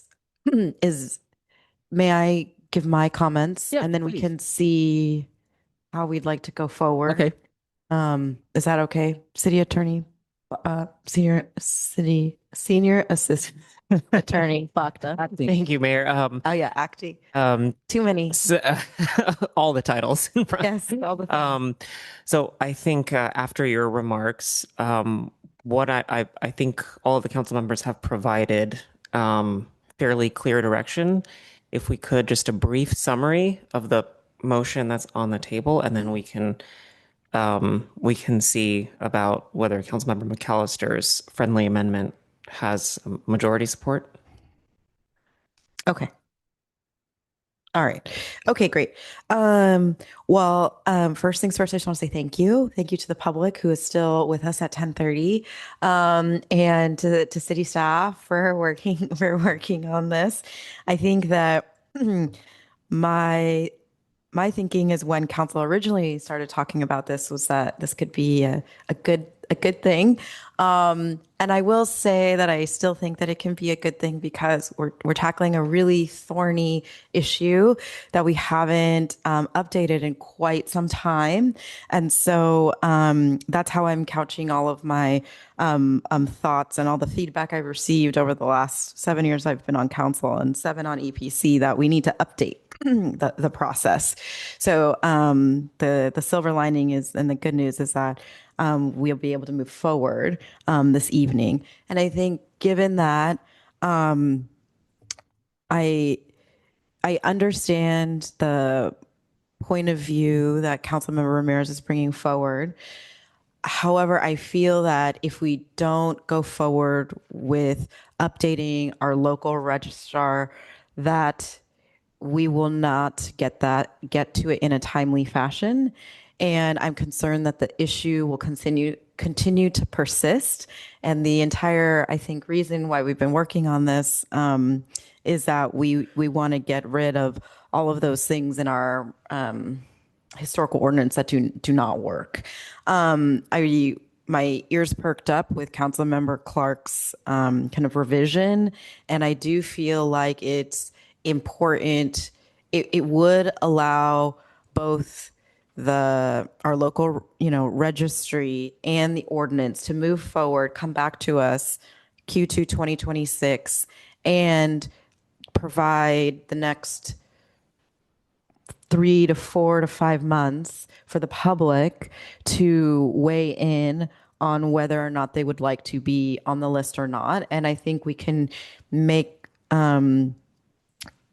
sure and work with staff that we have that direct outreach with those that may be on the site's list, so that we can get their input should they not have already provided it. I do think that's quite important, and I think that it touches on the nuances of SB 79. I think that staff also mentioned that it may be difficult to do all of the updates. And so if those who have historic sites, they may be able to benefit should they voluntarily decide to choose to have some benefits with the SB 79 protections. But if they're not on the site list tonight, they may not be able to have that benefit, is how I was understanding the legislation.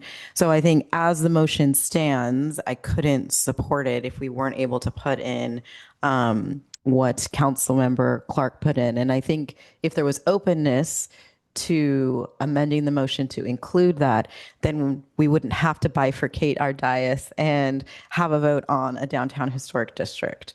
So I just wanted to put that out there. Councilmember Ramirez. Thank you, Mayor. I want to check in with staff. Even with Councilmember Clark's compromise, if any of the properties where there is a conflict of interest is included in that, it still has to be segmented out, right? My understanding of Councilmember Clark's proposal, and please, Councilmember Clark, fill me in if I've missed something, is that you are articulating a general rule statement as opposed to articulating an area or particular. That's my understanding. Correct. And this would be applicable citywide. Correct. Okay, then recusal is not required in that instance. Councilmember Clark, can you share once more? My apologies. The proposal. Yes, and then I have questions about your proposal too. My proposal is to take the list that was the preliminary list that was provided tonight, bring it back to us with some additional context, because my intent, or I think what I will likely end up doing, is not picking and choosing properties, but applying certain criteria to the entire set of that list.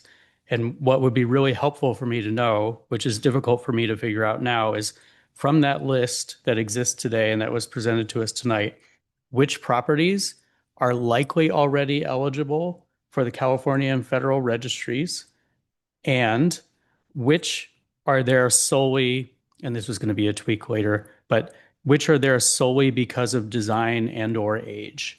And for the ones that are solely there for design and or age, which of those qualify, or I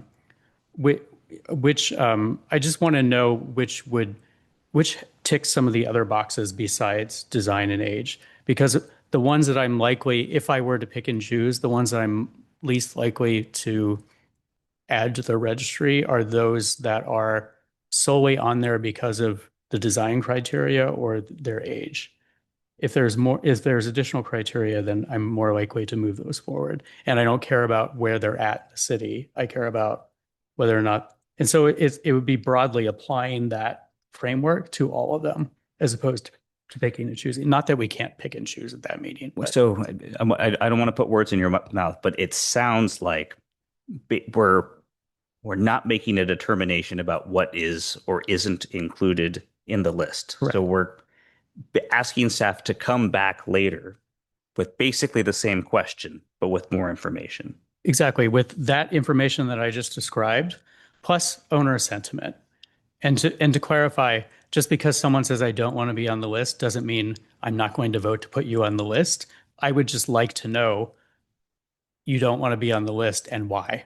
And why you don't meet these criteria, why you feel you don't meet the criteria that we might apply. And then at least we have all that information to either adopt the list as is, narrow it down, do whatever, but we can do that, to Councilmember McAllister's point, we can do it before July 1st, because while we might not be able to do a historic district by July 1st, we might be able to deem some sites downtown historic and give them some additional protections. So if the request is to have staff come back with essentially the same question, the draft criteria and list of properties eligible for the Mountain View Register of Historic Resources, plus the additional information that you're seeking, I am comfortable including that in the motion, because I am a masochist like you, and I want the property owners to come back and share substantially. I don't look forward to that meeting, but it's essentially we're not picking and choosing tonight. We're basically gathering additional information. But while you're at the mic, if you could clarify the other part of it, the ordinance, because you said some things, and I'm trying to figure out where you want to deviate from the staff recommendation, because I heard Councilmember Hicks's ideas for how we can streamline things. I'm fine with those.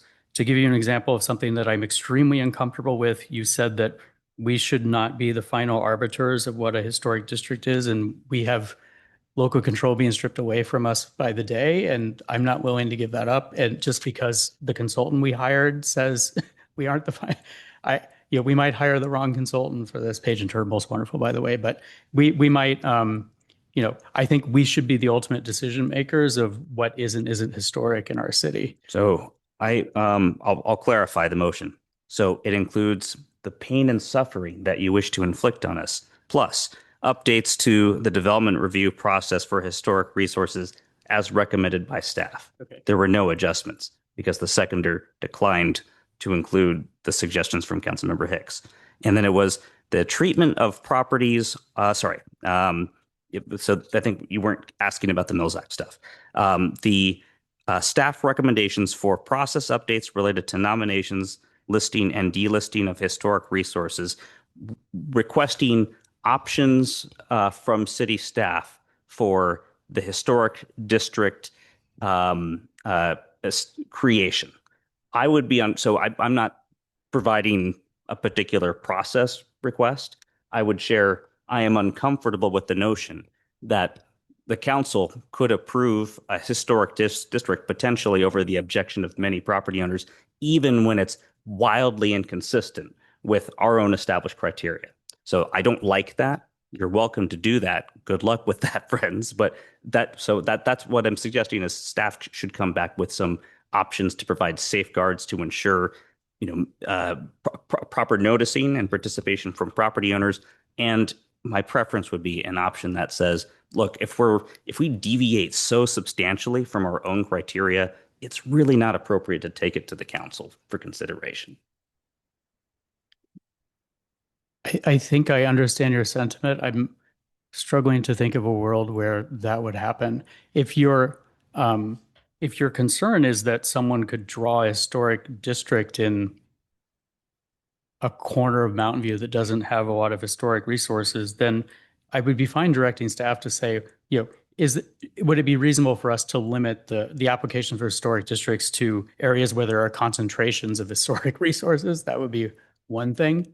But I just don't, I don't want to limit our authority. I appreciate the sentiment, but I just don't think that we need to limit our suggestion is that, the recommendation is going to, staff has heard all of our concerns, and perhaps we can leave it to staff when they bring it back to us to kind of take it into account the nuances that you brought up. Councilmember Ramirez, since tonight is not a final action, I don't want to deviate too much into that yet. If that's all right, because I think we don't know. I'd love to hear what the criteria might be before we get into that, and so just trying to bring it back to a little bit of a higher level. I think like the general recommendation with some additional information that they can bring back, and perhaps that's something that they can look into. Just looking at staff, if that's okay with you. I agree with you. So I don't. But I understand the concern. Yeah. I think what we heard today is staff has preliminary ideas for this, right? There were questions about the process, right? Is there a technical expert who is consulted, right? And I think we have some ideas, but there is no defined process. That makes me nervous. So I'm hoping that there are options provided to the council, and then we can deliberate once we have all of the information, whatever makes the most sense to ensure, substantial participation from the impacted property owners and noticing. And I think the vice mayor made an interesting analogy to the gatekeeper process, right? Certainly we have some discretion, but staff does not take every application to council, right? Because within our regulatory framework, there are clear standards, right? So it's not like someone wants to build a 30-story skyscraper in North Bayshore. Well, the council's the final arbiter, so it has to go to us. It never goes to us because it's a stupid idea. So I want to make sure that we don't adhere. We don't use the S word. It's a ridiculous idea. Thank you. Was, if I can just fit was there anything else that you were suggesting? I did add a Mills Act question because you mentioned that the staff slide says the EPC supported staff's recommendation for 4 years and No. 3 years. That was the EPC recommended 4 years plus 3 years, right? That was not the staff's Which was support staff recommendation 4 years, 3 years. I guess it doesn't matter, right? I mean, But 4-3 is fine. Were there any other changes to the Mills Act? No. Okay. And is there any other things in your motion that deviate from the staff recommendation? Mayor, I can read back what I've captured so far. Yes. And I think we also have other questions. So I just want to ground us. Thank you so much to staff. They put up the staff recommendation as it was presented to us 4 hours ago. So I just wanted everyone to see this first, and then maybe we can take notes. But yes, we'll get the final recommendation, and hopefully that will answer your question, Councilmember Clark. Councilmember Ramirez, is that all right? Good. Okay. Okay. Here's what I've got. So Councilmember Ramirez's motion supports the staff recommendations for the treatment of the 5 ineligible properties, including the 4 years to apply for a permit plus 3 years to complete the improvements.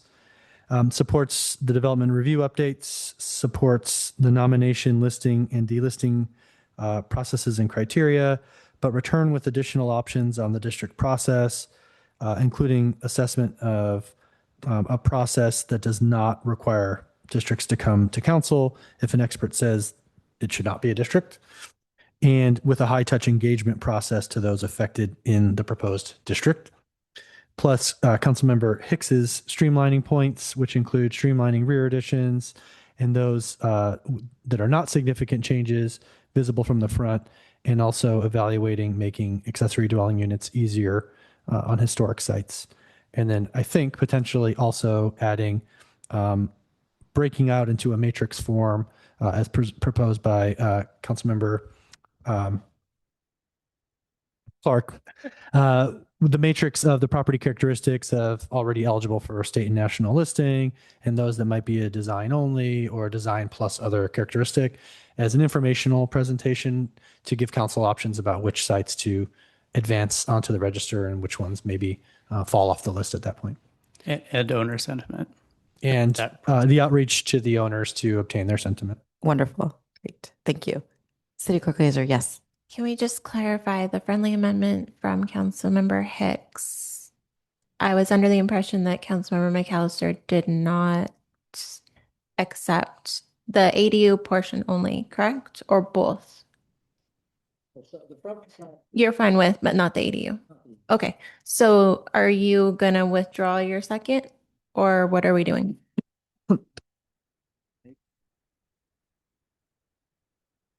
So I like Councilmember Hicks's recommendations.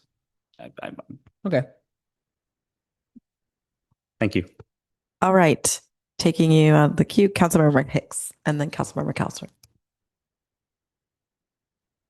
That was my point. It was the ADU. I actually have one other thing. I'm wondering about the nature of, I like that Councilmember Clark wants to break out why properties are being suggested, whether it's person, place, or event. But I believe that the events in Mountain View may be things like longest running like what kind of, I don't know, for me, the strength of them is often more important than I like breaking it out and describing in more clarity, but I think something could be just the design could be very outstanding. Maybe you'd give it 2 pluses for that. You're not saying that you need 2 out of 3 of these. Absolutely not. Okay. I just want to know which ones are on there because of the design so that we can take a deeper dive into it. And if it's a truly like historic design that we want to preserve, then I'm fine with voting to keep something on the register. So more clarity. I just want to know which are on there. Yeah, and if there's more of a description, who the person is, what the event is. Okay, great. Councilmember McAllister. So this is for the acting city attorney. So my question is, if I'm only asking them to focus on the list, completing the list, we're not picking properties, we're just finishing the list for that area. Why would people have to recuse themselves? Because we're just saying, complete the list in this area and then we'll keep going. I believe Councilmember McAllister, we have 2 council members who have personal residences that are within 1,000 feet of at least some of the properties that are eligible for list inclusion. And so they would have to recuse themselves from that discussion right now. Even though we're asking them, so the first example, when we put up there all those units, even though we were just saying, complete the list, they could not vote on that particular. Because completing the list involves making a decision about one or more of the listed properties, and they would have to recuse from that entire discussion. Okay. Well, that leaves it up to the mayor if she wants to do a straw vote or not. A straw vote on what? Completing, okay, for staff.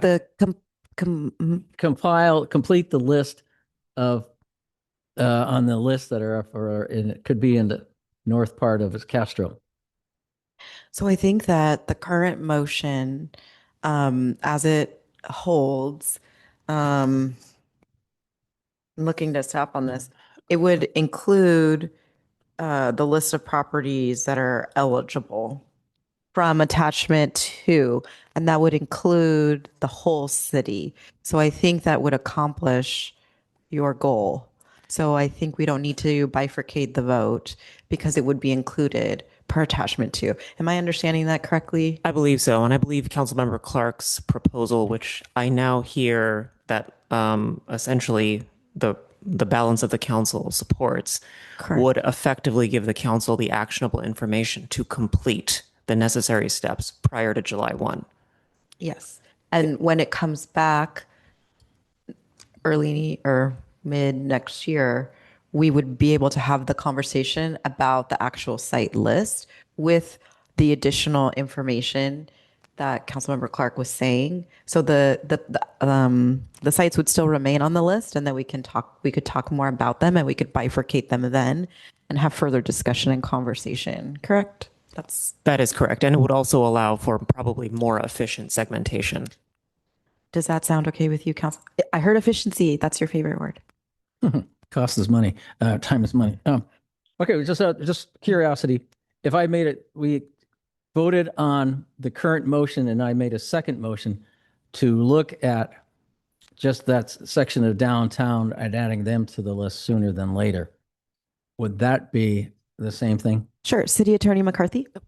City Attorney McCarthy. Oh my gosh, City Manager. I'm out of cough drops. I'm sorry. I'm just trying to get through things. May I suggest just taking a quick straw poll and seeing if there's any interest in doing as Councilmember McAllister suggests? Because if there's not 3 other votes, then council can move on with the motion. Okay, sure. Okay. Don't I have to recuse myself even from the straw vote? You would have to recuse from those two. Yes. And so would Councilmember Clark, actually. Okay. All right. So let's do the straw vote. Thank you, Councilmember Hickson. Councilmember Clark, we'll call you back.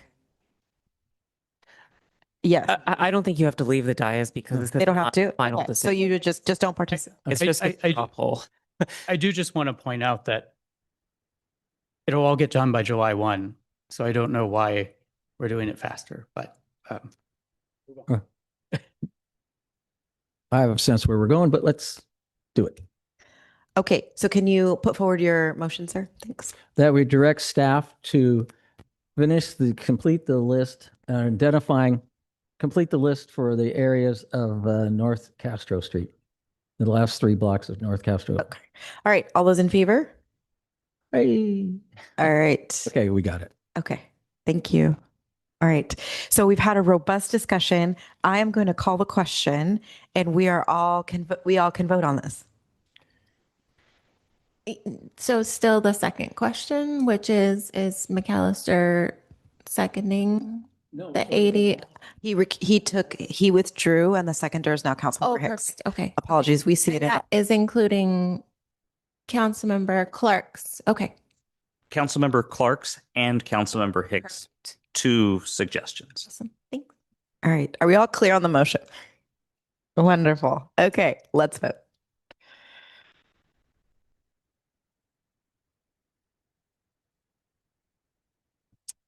Wow, that passes unanimously. Wonderful. Thank you so much to our public and to staff. Much appreciated.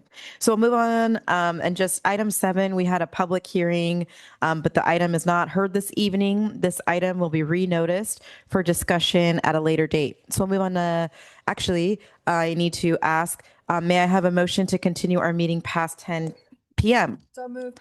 All right. And Okay, I have a motion. I need a seconder. Can you hit the button? All right, let's vote.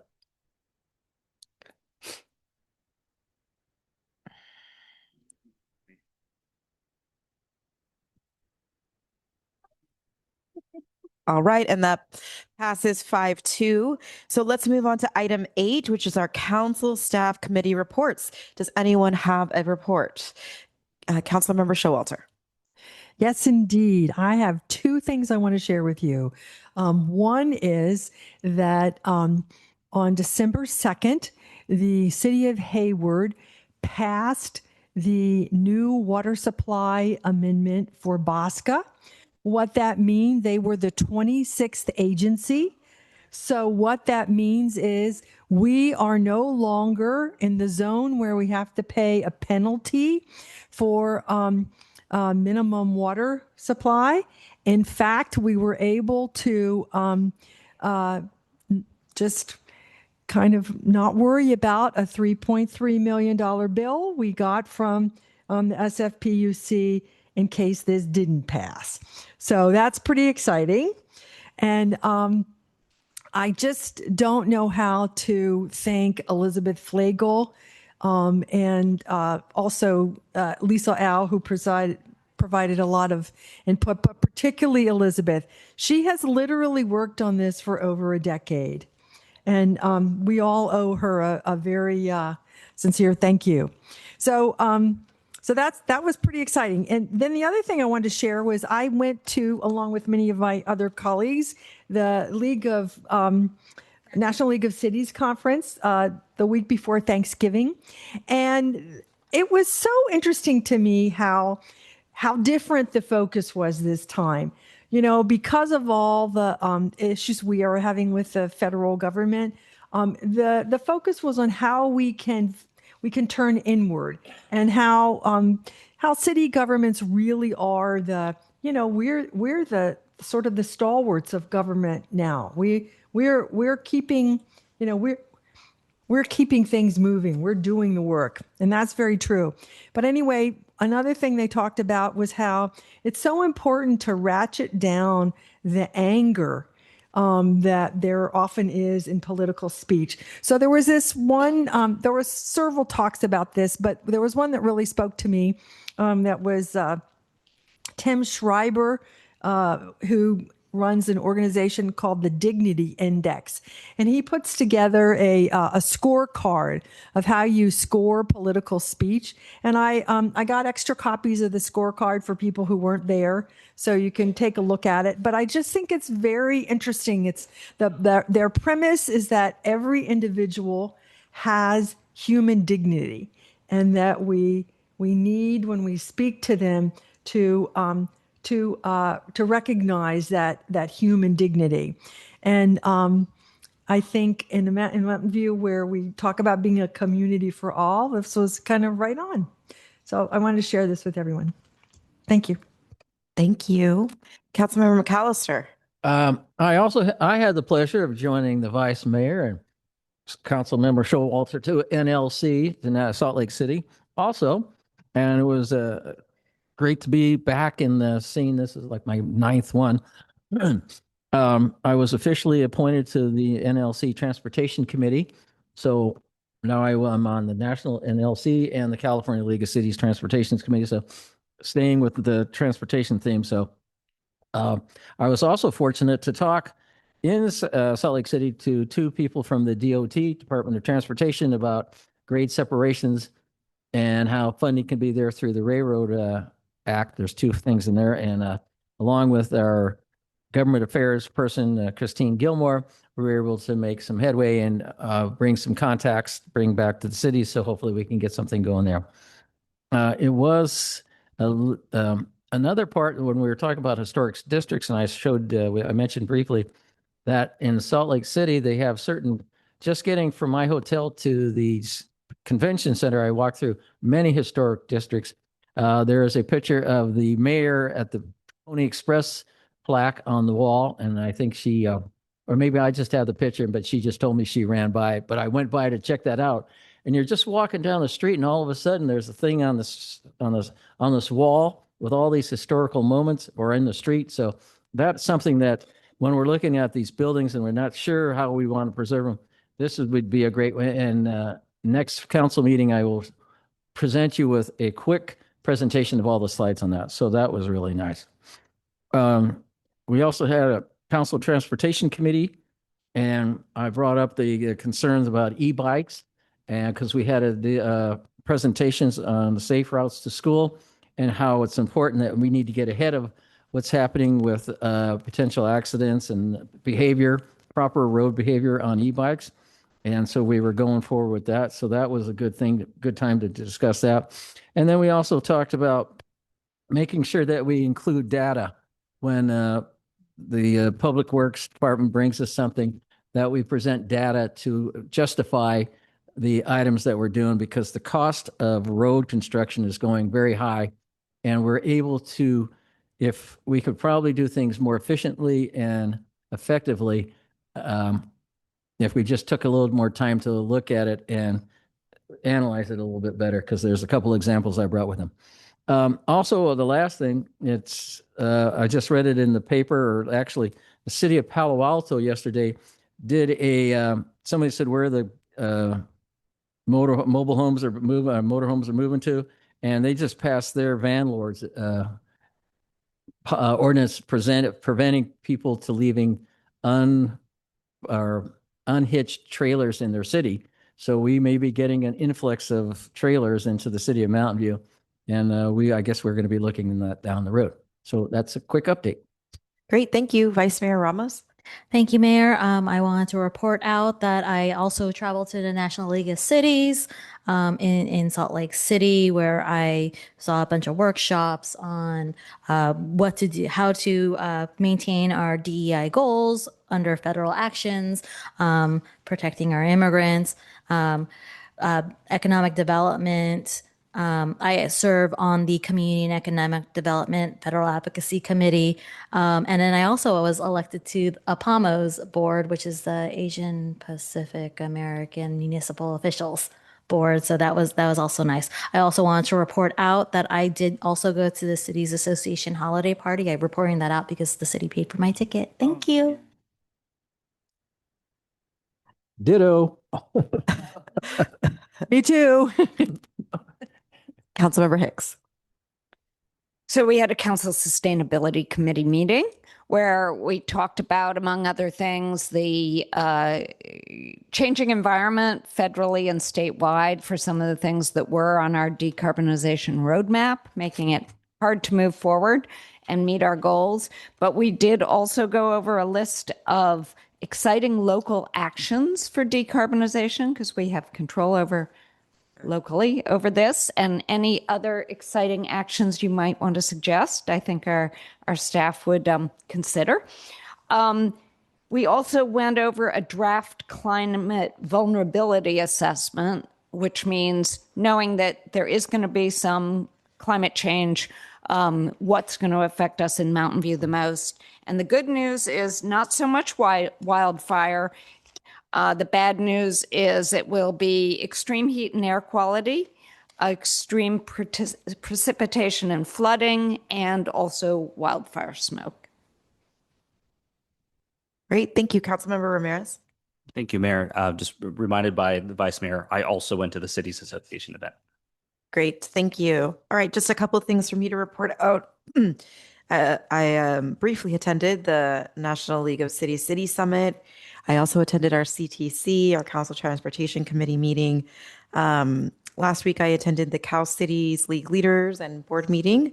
And I attended the Cities Association holiday party. But most importantly, we had our holiday tree lighting yesterday. So many thank you to staff and all the efforts. I left the holiday tree lighting stickers at all of your seats that staff put together. So wonderful. All right, seeing no others in the queue, I'll move on to item 9, which is our adjournment.